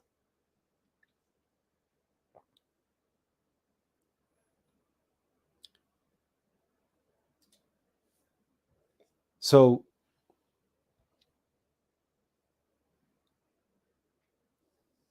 do you think that a knight goes into battle with a dull sword or a weak sword? And do you think that a shepherd will trust the flock to an untrained, undisciplined, lazy, deaf, dumb, and blind border collie?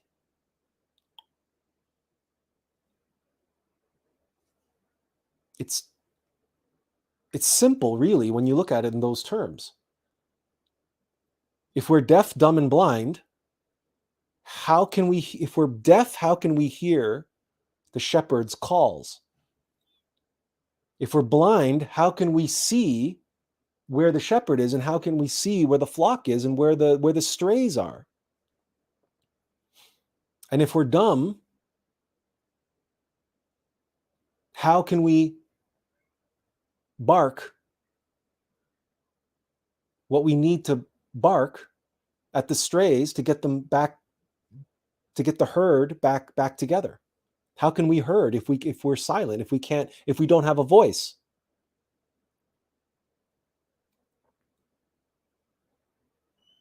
And if we're lazy, even if we do hear the call, even if we do have the voice, or if we're lethargic, or if we're gluttonous, right? How can we last the day working out in the fields if we don't have the endurance, if we don't have the constitution to work with our inner shepherd, our innermost Lord and master. So, yeah, Azazel, by all means, read it again. As iron sharpens iron, Azazel says. Alexander says, so, an alcoholic's God is alcohol itself. Let's refer to the statement, one can serve only one master, either God or money. How can one truly know their innermost if they're corrupt by dollars, considering all that exists in the outer world is an extension of money? At least, perhaps, with my own psyche, it's perceived this way. A man cannot serve two masters. It's well put. It's well said.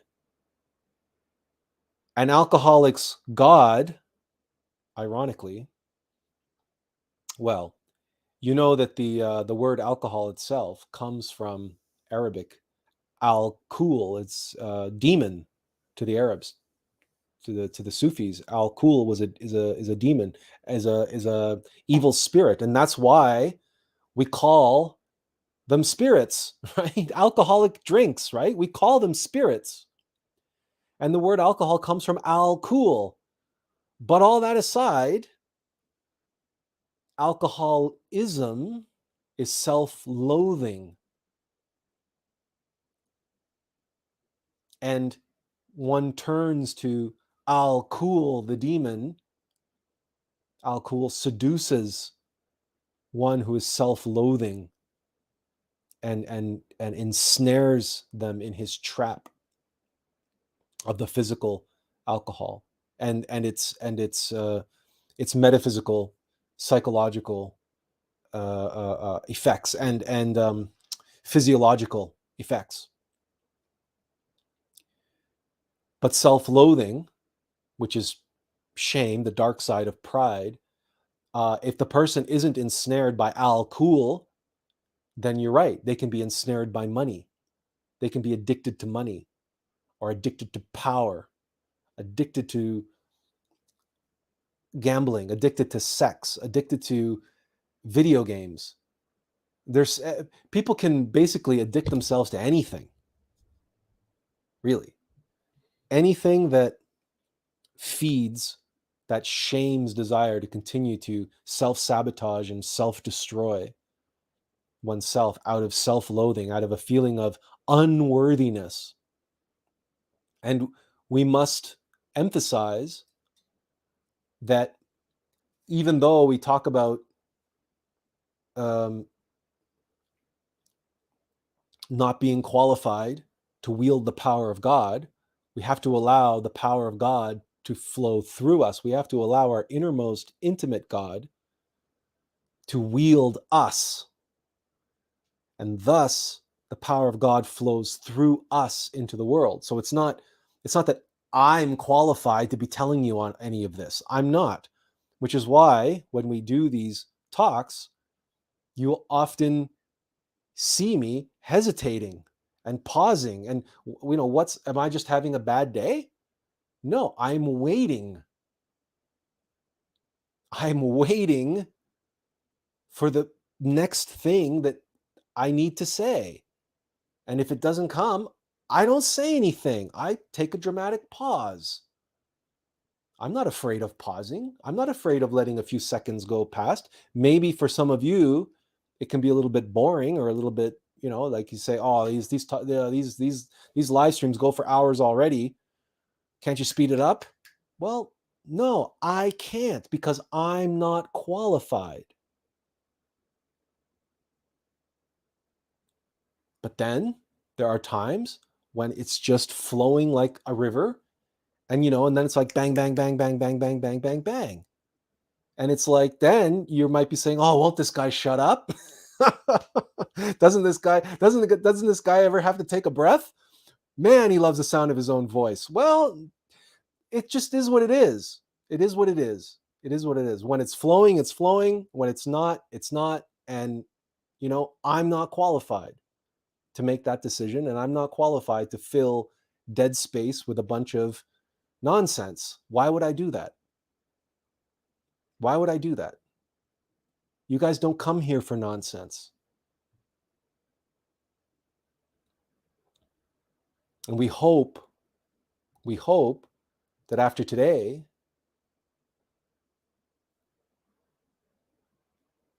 you'll know that you come here in part to determine for yourself if you're a member of the army of world salvation.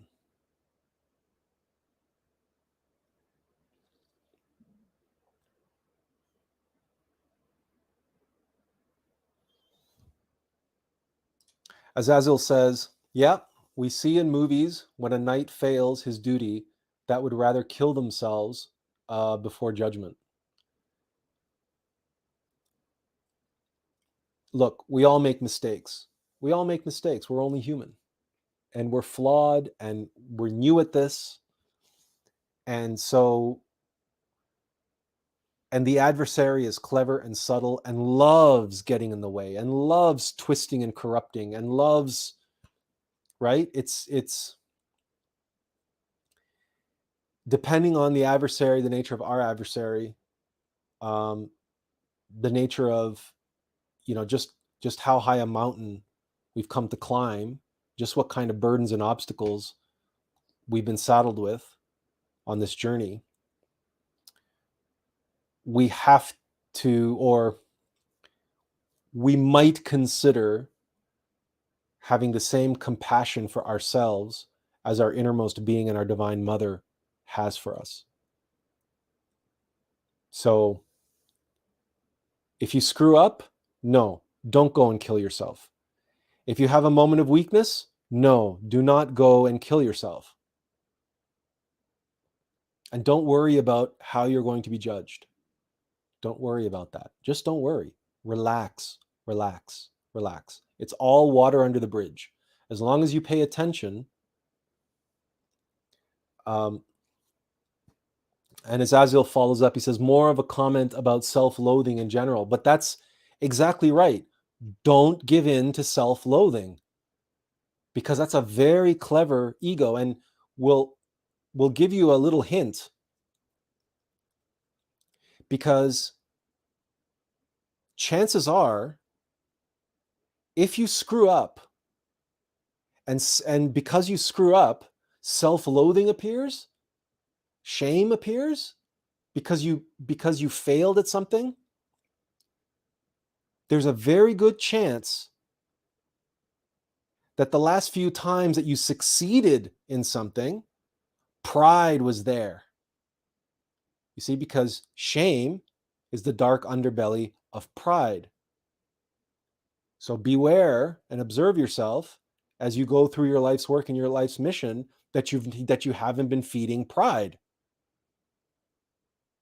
And that the reason why you had to fail, maybe even your divine mother set you up to fail, so that you would experience self-loathing, so that you would say, oh, wait a minute. And as Azazel says, yeah, very much so. Okay, so, but don't give in to self-loathing in the same way, but recognize that self-loathing is just pride. He's just turned he's two-faced, right? Like the Batman villain. He just turned the other way now. Good cop, bad cop. And when everything's going great, it's wow, it's pride, it's big smiles and glowing teeth and all the rest of it, right? And walking on the red carpet and aren't I fantastic? What a great bodhisattva I am. Look at all these wonderful things I'm doing for all these people. Oh, I'm saving souls like nobody's saved them before. And then yeah. And then she comes along and she pulls the red carpet right out from under us, and we fall bang flat on our ass right in front of all the paparazzi who's taking pictures. And all of a sudden we shrivel up in shame, like, oh my God. And our self-image has to be shattered. But if we allow that unrealistic, narcissistic, mystic pride self to turn into self-loathing and we start indulging our self-loathing, that's just a different version of mystic pride. Oh, I'm such a terrible Gnostic. I'm such a terrible, I'm never going to be a Buddha. Blah, blah, blah, blah, blah, blah, blah.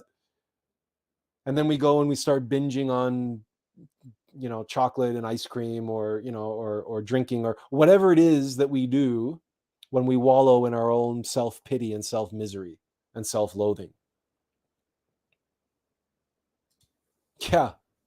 Yeah, something tells me that many of us can relate to this on one level or another, on one level or another. And it's not necessarily always like on the spiritual level, right? Because remember, the spiritual path is often very mundane, right? Because the innermost being is with us all the time. Our true self is with us all the time, even when we're washing dishes, even when we're chopping wood, even when we're carrying water. Alexander says, thanks for the feedback. Sometimes I'm curious and wonder, which god am I serving? It's easy to carry a weapon for many gods, kind of like a guild weapon. Perhaps we're all mercenaries waiting for direction from our innermost then. Perhaps that's what you're saying all along. The fact of the matter is that, a man cannot serve two masters, but make no mistake, the adversary, our innermost shaitan, Satan, which is an amalgamation of all our egos, those egos are clever. Those egos are subtle, and those egos are made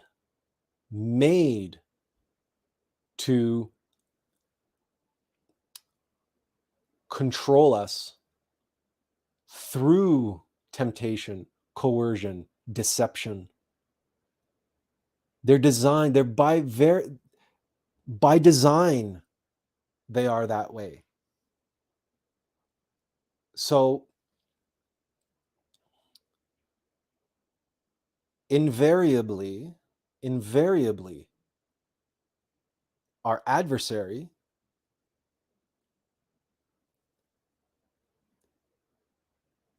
shows us a quick path, an easy path, a path that makes us feel powerful, a path that makes us feel important, a path that makes us feel like we're in control. We're not in control. We're a puppet on strings. But that puppet master, that Satan, in order to win us over, creates the illusion that we're the ones with the power. We're the ones in control. And it does so through all the voices in our head that begin with I want, I am, I don't want, I'm not that, I am powerful, I am this, I am that, which is one of the reasons why we personally have a big problem with the New Age and its so-called affirmations, where you have people in meditation, in prayer, chanting to themselves, maybe even practicing breathing exercises, so channeling prana into these things. I am unlimited abundance. I am this. I am that. I.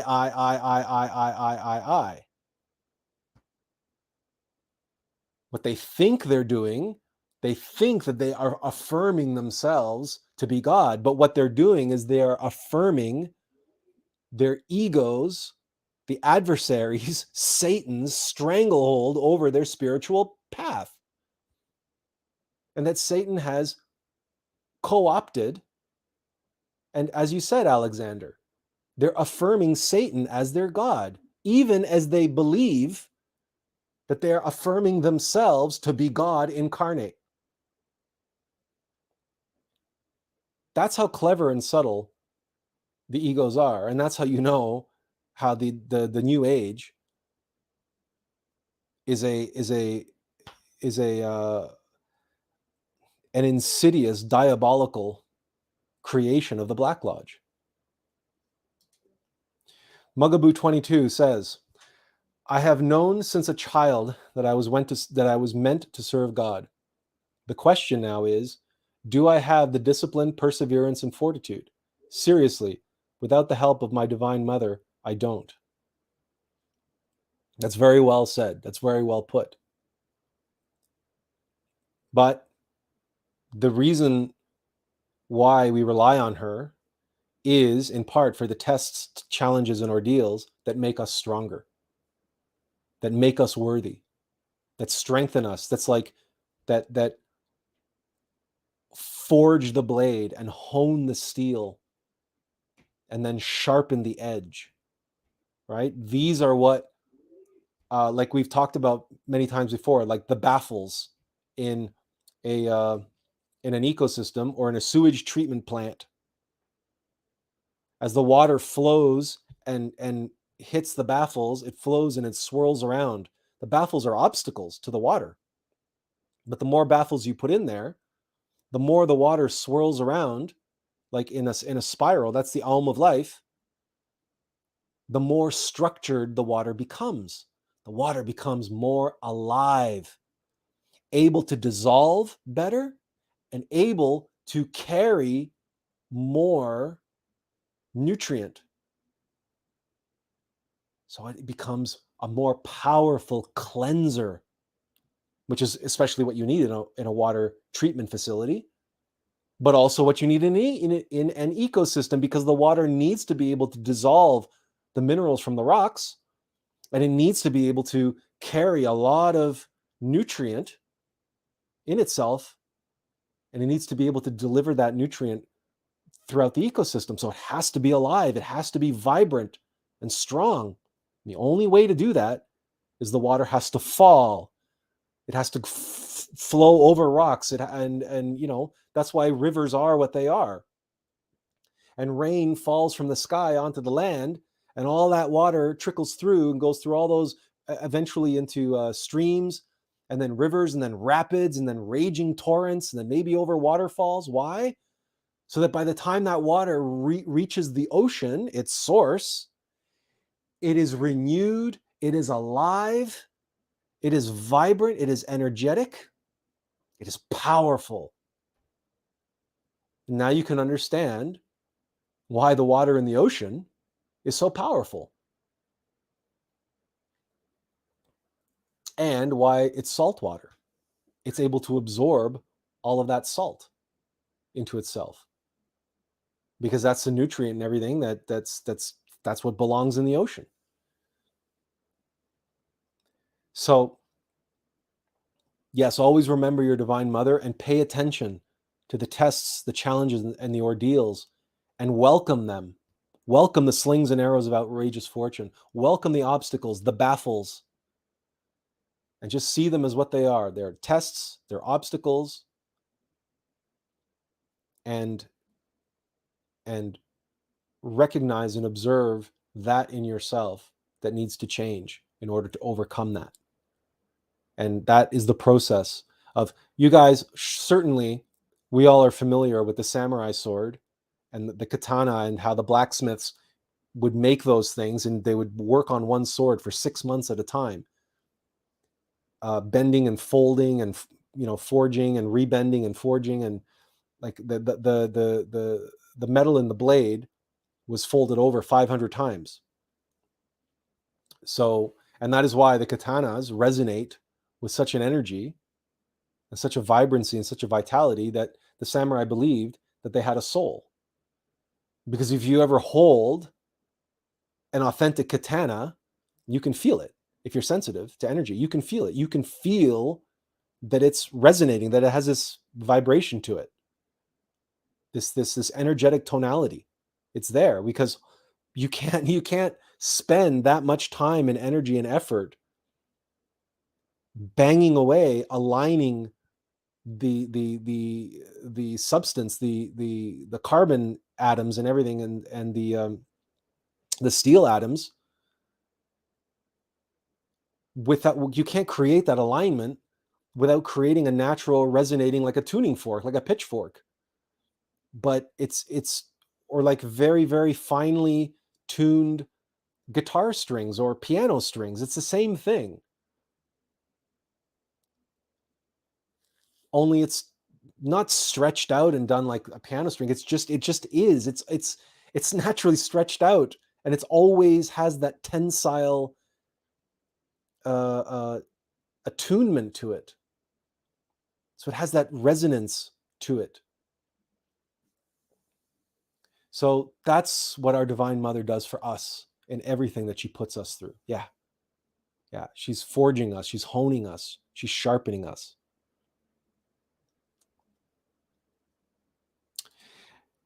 It was like when Galadriel telling Sauron, "You have no power here." For sure. And we experienced something similar personally, and we're told to treat all beings with utmost sincerity and respect. We were slammed face to the ground and we were bleeding out. So, yeah, we felt the red carpet all right.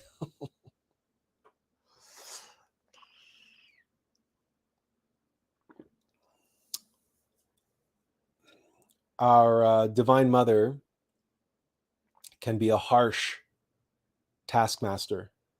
Life can be a very harsh teacher, and severity can be very severe. But sometimes that's what we need. Sometimes it's unavoidable because we have so much karma, because we're so asleep, because we're so um, entrenched in our ways of doing and ways of being, and our patterns of behavior and conditioning and beliefs, and our psychological song that keeps singing the same old tune. Um, you know, on that note, it's like when you're playing a record and the needle is skipping. So it just keeps playing the same part of the song over and over and over and over.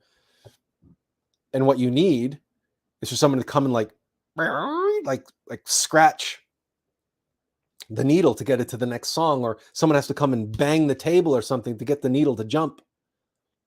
So it'll stop skipping. So it'll stop playing that same round over and over and over again.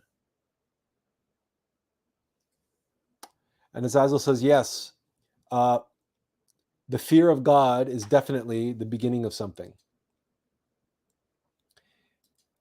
That's fair, but not fear of God. That's we don't do things because we're afraid of the consequences of not doing them. When we're on the path of the Bodhisattva, or we're on the path of vision and purpose and passion, we should be on that path because it's the source of our passion. It's the source of our purpose. It's what gives our life meaning. It's what motivates us, what drives us. It's our bliss. If we are there and going through the motions only because we fear what will happen to us if we don't, if we fear what will happen if we stray off the path, then we're feeding our ego. And there will always be a part of us, and as we feed our ego, we feed that aspect of our lower self which wants to be in control. And then the problem with that is that we are not meant to be in control. We are not meant to be in control of our path. Our innermost being, our Divine Mother, is in control of our path. Our free will is to accept it or not. If we fear not accepting it, then we will accept it, but conditionally. We will want to control the process and possibly even the outcome. This is subtle, but this is important. And remember, you will find few people around who can reveal to you the demon of fear's secrets better than we can. I'm sure there are others out there, but for right now, you're here, and this is why we suffer with what we suffer. That was our mountain, right? And that epilepsy and that possession by fear is because we know this is one of the greatest obstacles and adversaries and most insidious and clever and subtle egos that we face when we are on the path, when we are on the Mahayana path. Because fear is control. And the path of the Bodhisattva is all about relinquishing control. It's all about surrender, right? It's all about serving, being a loyal servant and vessel for our innermost. And if it's in the cards, if it's our destiny, eventually for the Christ itself. This is an anathema to all egos, but especially fear. There's nothing that fear loathes more. There's nothing that fear fears and dreads more than relinquishing control, let alone to the Christ. The light of Christ is absolutely terrifying to egos, but especially our fear. And so we should try. I know that, the Old Testament is chock full of verses expounding the virtues of fearing God and being a good and proper, upright, upstanding, God-fearing Christian or God-fearing Muslim or God-fearing Jew or whatever.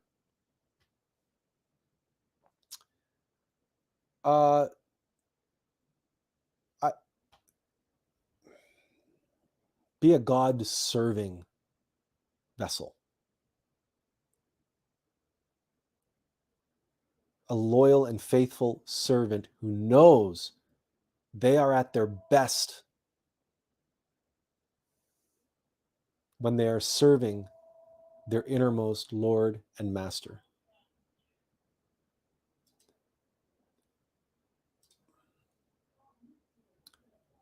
Jarvis doesn't fear Tony Stark. Alfred doesn't fear Batman, Bruce Wayne. Samwise Gamgee doesn't fear Frodo. Hanuman is not afraid of Rama. Dr. Watson is not afraid of Sherlock Holmes. Sheepdogs are not afraid of the master. They respect the master. They honor the master. They serve the master. And they watch the master. They're always waiting and observing. And if you have dogs, you know this about dogs. They're always attentive because to dogs think that, man, their owners, are effectively their God. That's why dogs are man's best friend.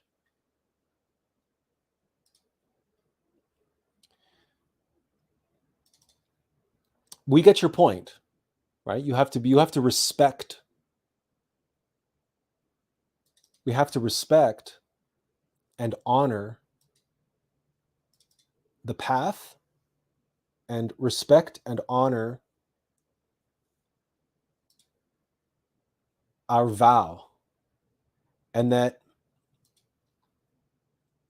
we should also know that if we break our vow, there's a good chance that bad things will come of it.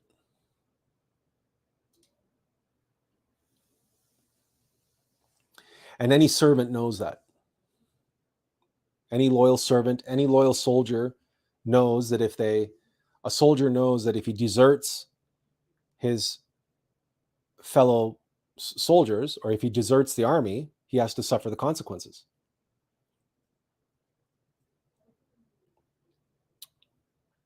But we share this Lumiere quote here. Life is so unnerving for a servant who's not serving. He's not whole without a soul to wait upon. That soul in this instance, our innermost being.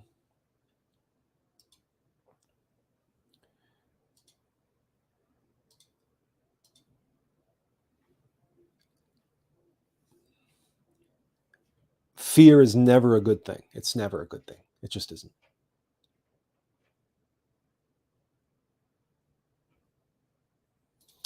And as Attlas says, yeah, and comprehend that we truly do not have any power here. Our strength, our power, if we have any, should flow from the being. We should draw our strength, our willpower, and the quiet confidence that, yes, we are ready. We know what we're doing.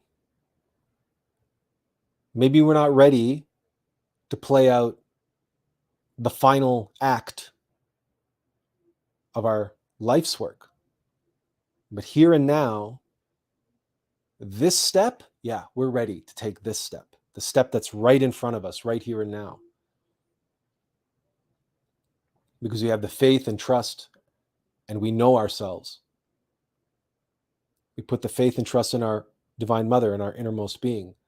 But we have to practice, we have to work to get that knowledge, to get that connection, to have that faith, to have that quiet confidence. This doesn't happen overnight. It doesn't happen just by snapping our fingers or just by wanting it to be so, right? Again, it's like going to the gym and getting in shape, building your muscles, right? This is a process that we have to undergo. And for some of us, it can take a long time.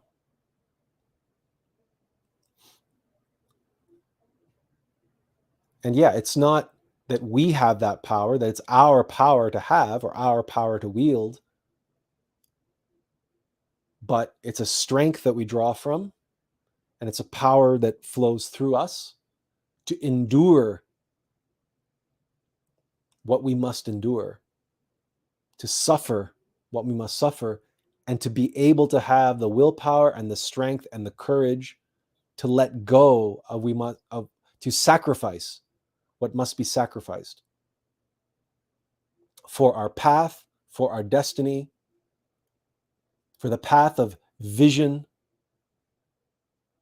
a life of purpose, and for the burning passion in our heart of hearts, which emanates from our innermost intimate Christ, who is the fire of fires, the light of lights, and the being of beings, the source of all true passion, which burns in the hearts of men and women for the sake of the end of suffering of all beings.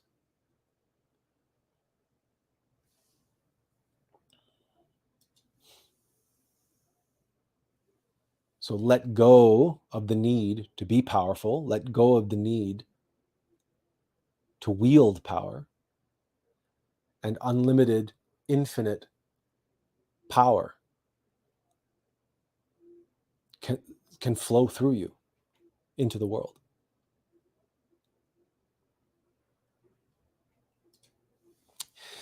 Yeah, Azazel says, Galadriel referred to power that is powered by the desire to control. That's right. There's power over others. And so that's why we like to use the word strength, because you can be strong and not be powerful, if that makes any sense. In that worldly sense. So we draw our strength from within. We can be the strong silent type.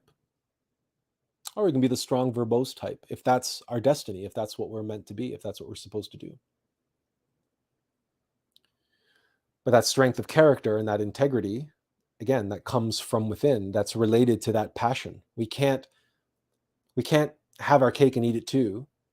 We can't just have the passion to serve others, right? And not have to do everything else that goes along with that. That's perhaps what the whole point of the second half of this live stream has been about. Okay. We're just past the 3-hour mark. So many of you have hung on till the end. So why don't we open it up to some questions or comments? We'll give you guys a couple minutes to type those in.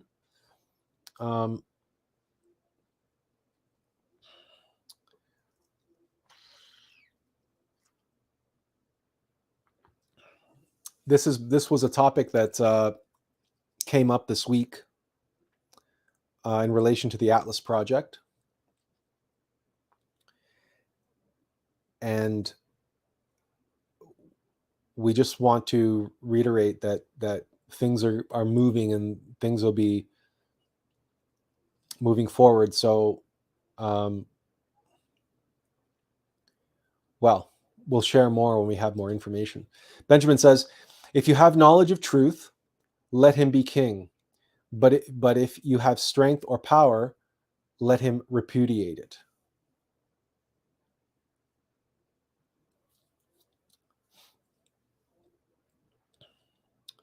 It's interesting because knowledge is power. That's the,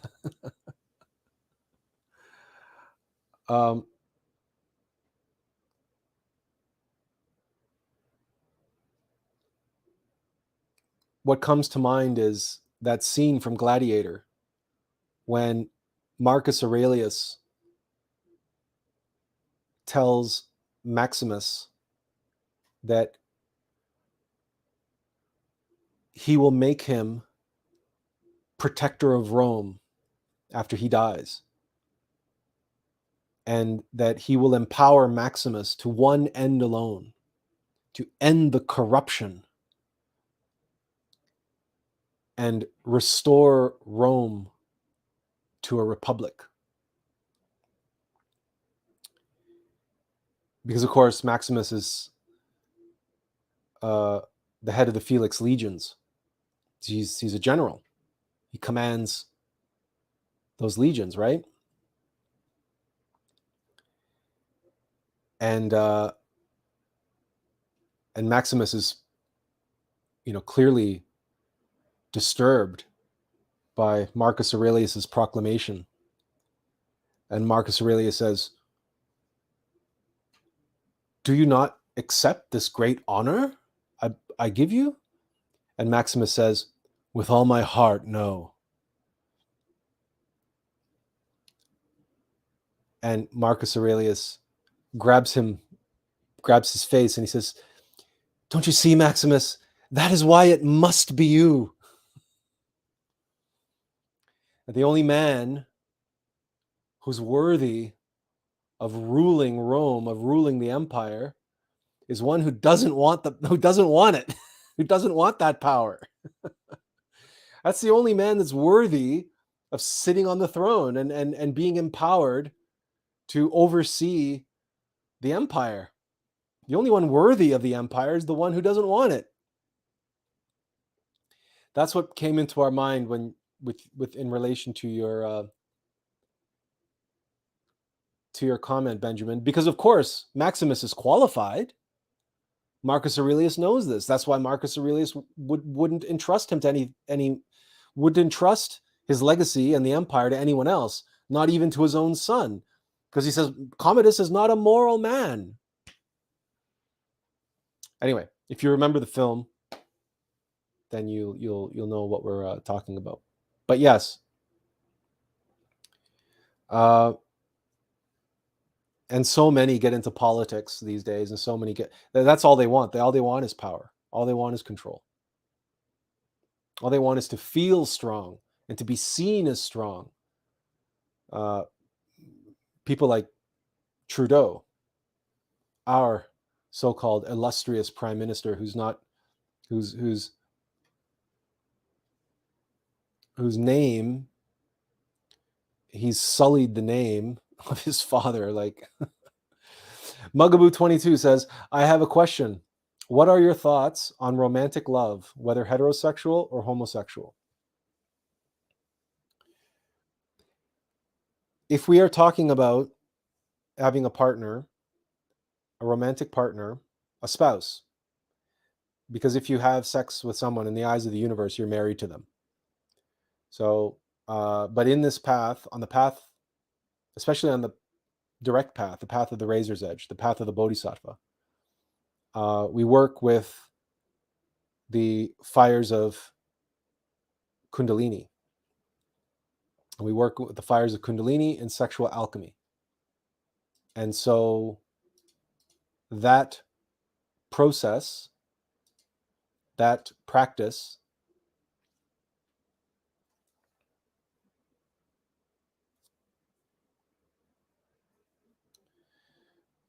is important, and love plays an important part. But you have a couple more comments here, so let me read all of them, and then we'll. But first, Benjamin says, yes, you are right, and those that are really qualified have no desire to grab power. Okay, so let's continue with Mugaboo's comments here on love. I find the word love to be vague. In my language, or in English or French, the word love is used in many different instances. I love my mother. I love watching the sunset. I love watching basketball. All these are different types of love, or are they? Is it the same feeling expressed in different situations, or are they different feelings under the same name, love?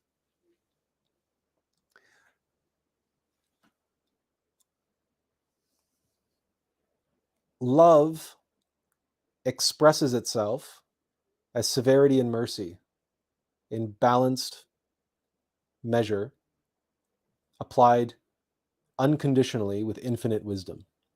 That's the love of the Divine Mother. That's the love of God. We were talking about this throughout this live stream, how there's tough love, but there's also gentle love, right?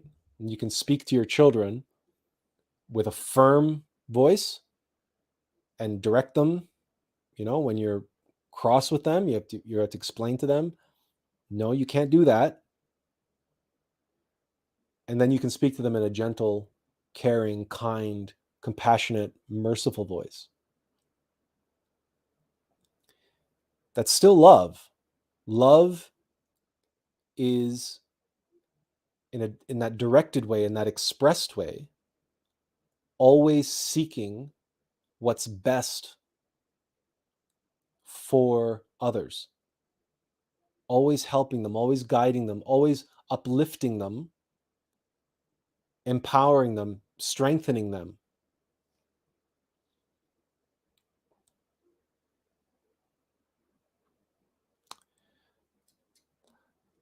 Benjamin throws in here to say, in ancient times, love is just three types: agape, or unconditional love, platonic or brotherly love, and eros or erotic love. Yeah, see, we don't like those ancient distinctions because they're intellectual and they're philosophical, but they don't apply. They're not practical. And the reason why they're not practical is because it's all love. The love of your brother, the platonic love, brotherly love, is no different than the love you have for your child. Shouldn't be. It really shouldn't be.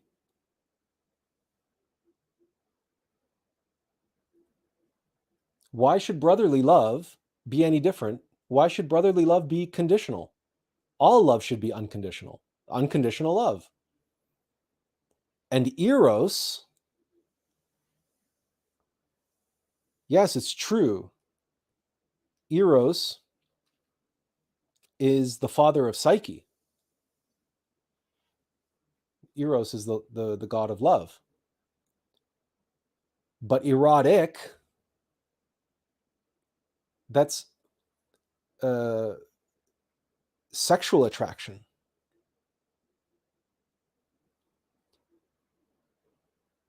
That is a love in sexual union, is simply love expressing itself. So what we were going to say was, everything has a masculine and a feminine expression, including love. There's the love that you express and the love that you receive. But because there's a masculine and expressive nature, or masculine and feminine nature of love, the ultimate expression of love is union. The union of masculine and feminine. So when the expression of love is received by the reception in love, in kind, then you have a union of expression and reception, and then you have the creation of this magical, beautiful experience. So we're going to use the, you said something about sunsets, right? I love watching the sunset. Well, you love watching the sunset because there's something about that expression, that solar Christic expression, that you receive in your consciousness and you receive in your heart. You receive it in love. It was expressed in love. You receive it in love. And in that union, the creation of this love, you feel love. I love watching sunsets. There's something about them. It's the same thing with, if you love watching basketball, there's something about basketball which you love. Now, there's levels and levels, and there are intensities, right? And so now, you wouldn't put your love of watching basketball on the same level as the love you have for your mother. So love, what we're describing here is that union, okay? That union with something which resonates with an aspect of yourself on that being level. So we call that affinity. When you have an affinity for something, it can be said that you have a deep love for it. And to experience it, to interact with it, engage with it, to be one with it, it triggers that affinity for that particular thing. And of course, because we're talking about a kind of an frequency energetic exchange here, it's almost like just, something vibrating in your own frequency. And so, it's like in a sexual partner, you have chemistry. What does that mean? You have chemistry with your partner. Well, that means energetically, you are in tune with your partner. Energetically, you share a lot of the same vibrations. You feel good vibes when you're close to them. You have friends, good friends, best friends that you have this affinity for because you vibrate at the same frequency. You have the same beliefs, perhaps, the same hobbies, the same, similarity, personality, perhaps, or on whatever level, or on a soul level, You just have a deep, deep connection. That's another word that we use, right? A connection to other people. So love is all of those things, but love is ultimately making that connection with other phenomena. And that when you make that connection, you feel as though you're plugging into something so much bigger than yourself. And that something that you're plugging into, it's like for you, that's helps you make a connection to God, because it it just registers with you, it resonates with you. So some people prefer sunrises. You prefer sunsets. It's just a preference. It's just an individual. It's just how they roll. It's what they resonate with. You resonate with sunsets. They resonate with sunrises.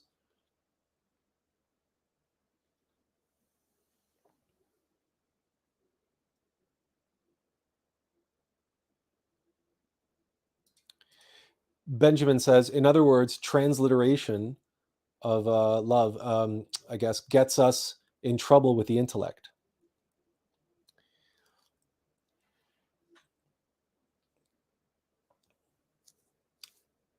If we go so far as to say that love is God, or God is love, and everything is God, then there's a potential to love everything.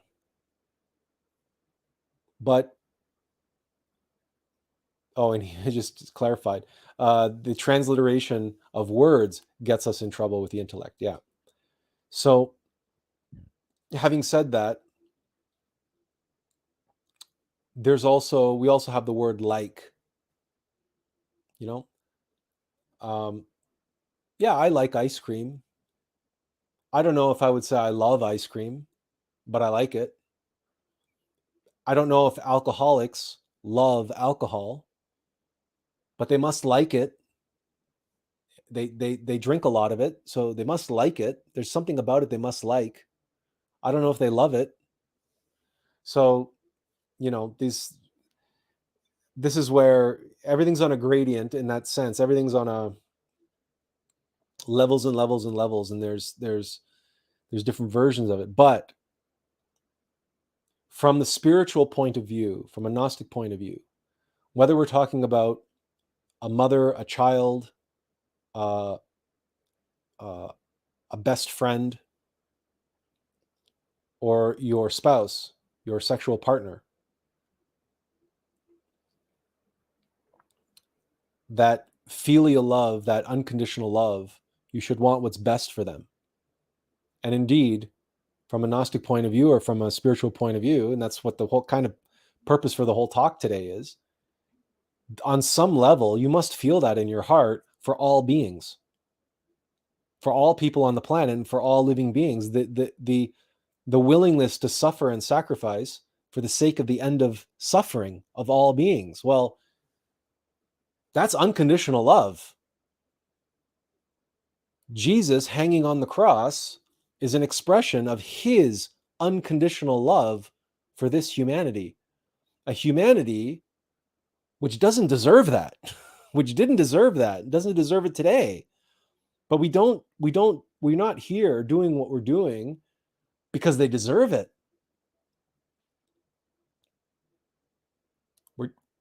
We're here because we see, we recognize, we feel, we know that they need it. They need our help. This humanity needs us. This humanity is in desperate need for the efforts, the work of the army of world salvation.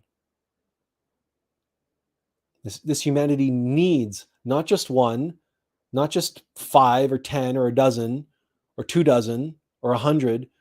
This humanity is in need of thousands of warriors of the light, of truth, Gnostic warriors who are fighting for their salvation, who are fighting for their souls, their immortal souls, which are in jeopardy of entering into devolution and the second death. This is no small thing. This is no trivial matter. And because of that path of suffering and sacrifice for others, what possible motivation could there be if not love, and not unconditional love, considering the suffering and sacrifice we must endure for what appears to be complete strangers, but we know nothing's by accident, and in fact, we are connected with them, we are one with them. The more we walk the path of the Bodhisattva, the more we feel that. Intuitively, intrinsically, at the center of our being, that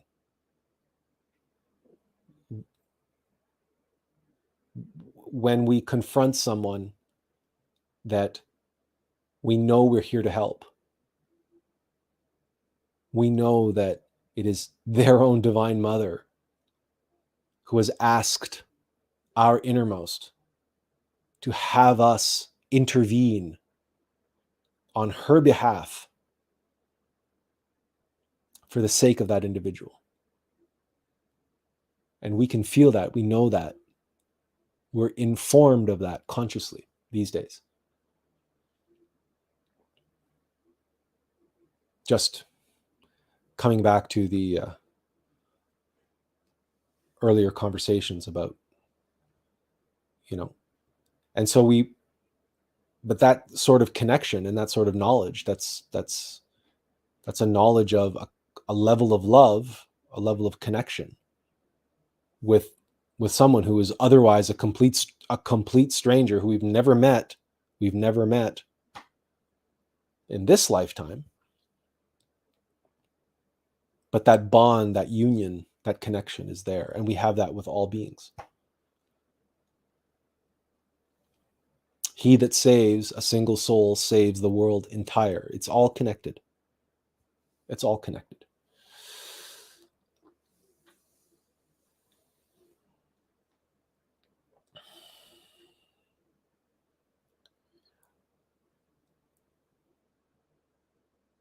We hope that answered your question, Mugaboo 22.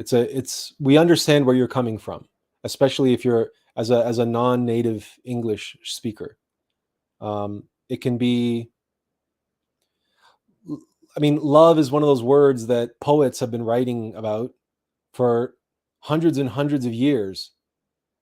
Rumi, how many words did Rumi write about love? All of Rumi's poetry is about love.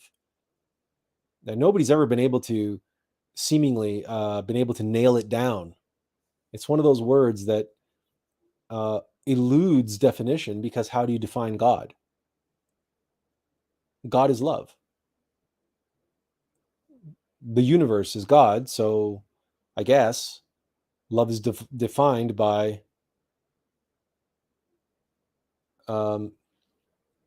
potentially everything in the universe. But okay, Mugaboo says, yes, appreciate your wisdom. Yeah, so just keep in mind that the question you asked, so what is love exactly?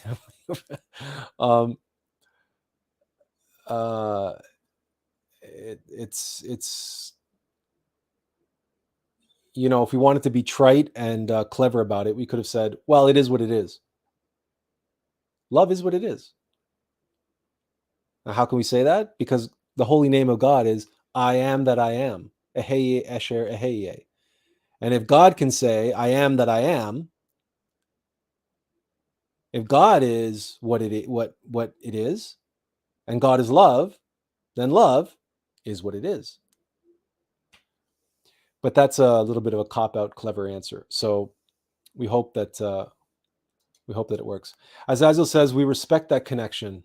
So the stream today was helpful. It warms our heart to know that that you found it so, Azazel. We always love to have you here. We always appreciate your comments, and because your comments and questions and sharing your experience always adds more to this to the topic. It always brings more to the discussion, and we know that others benefit. That's why it's good to come together and share in this way. Otherwise, we're all just alone on our own path, right? And we can't, it's hard to learn from others. And why shouldn't we learn from each other's mistakes as well as each other's triumphs, right? Let's learn from each other if we can. So we always appreciate you being here, Azazil, and Mugaboo and Benjamin, and everyone. Everyone is here. Let's see if we can't wrap up with any more questions or comments. If anybody has anything more to add. As we said, we'll keep you abreast of developments that are taking place. We have a lot of work ahead of us.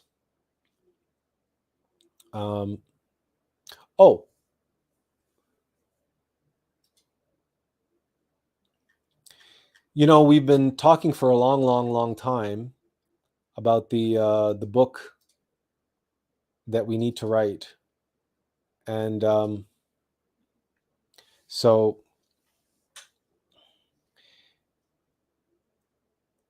in the coming, as we,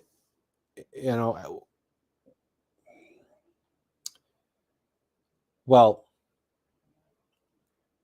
we'll share with you a little bit more maybe next week. Hopefully some things will start falling into place this week, and we'll have some things to share. We don't want to share anything too prematurely, because if it changes, then we don't want to feel like we misled you in any way. But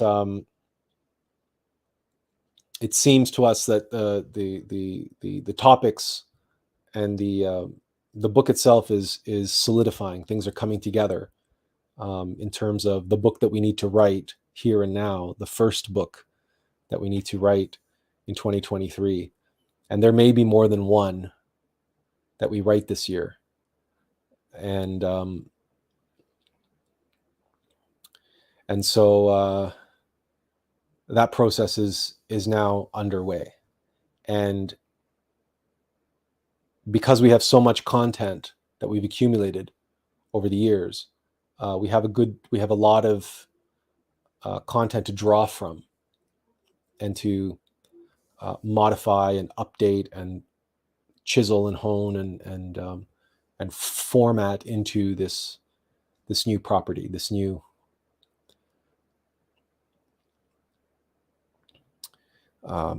artifact. So that's something that we're going to be working on for the next little while. So as we said, when we get along in the journey there and get along on the path, we'll share with you when we have stuff more to share. All right. Any more questions or comments? Anyone at all?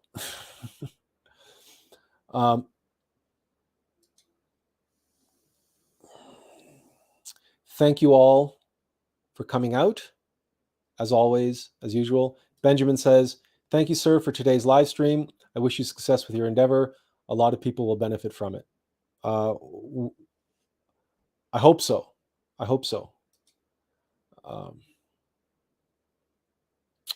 We'll see how, because we're going to be self-publishing, it looks like, and that means we're going to be having to promote it ourselves and or work through get some help on that front, but we'll see. Dokia says, "Great motivation and food for thought. Thank you." You're welcome. I hope if you found inspiration today, that makes us all the more happy, because all of us have hidden potential that is just waiting for us to discover and explore and unpack and surrender to. Awakened Reflection says, "Thank you always. Most welcome. Thank you for being here." All right then, everyone. With that, thank you so much for coming out. We'll hopefully see you next week. As always, where are you? Inferential peace. Take care, everyone.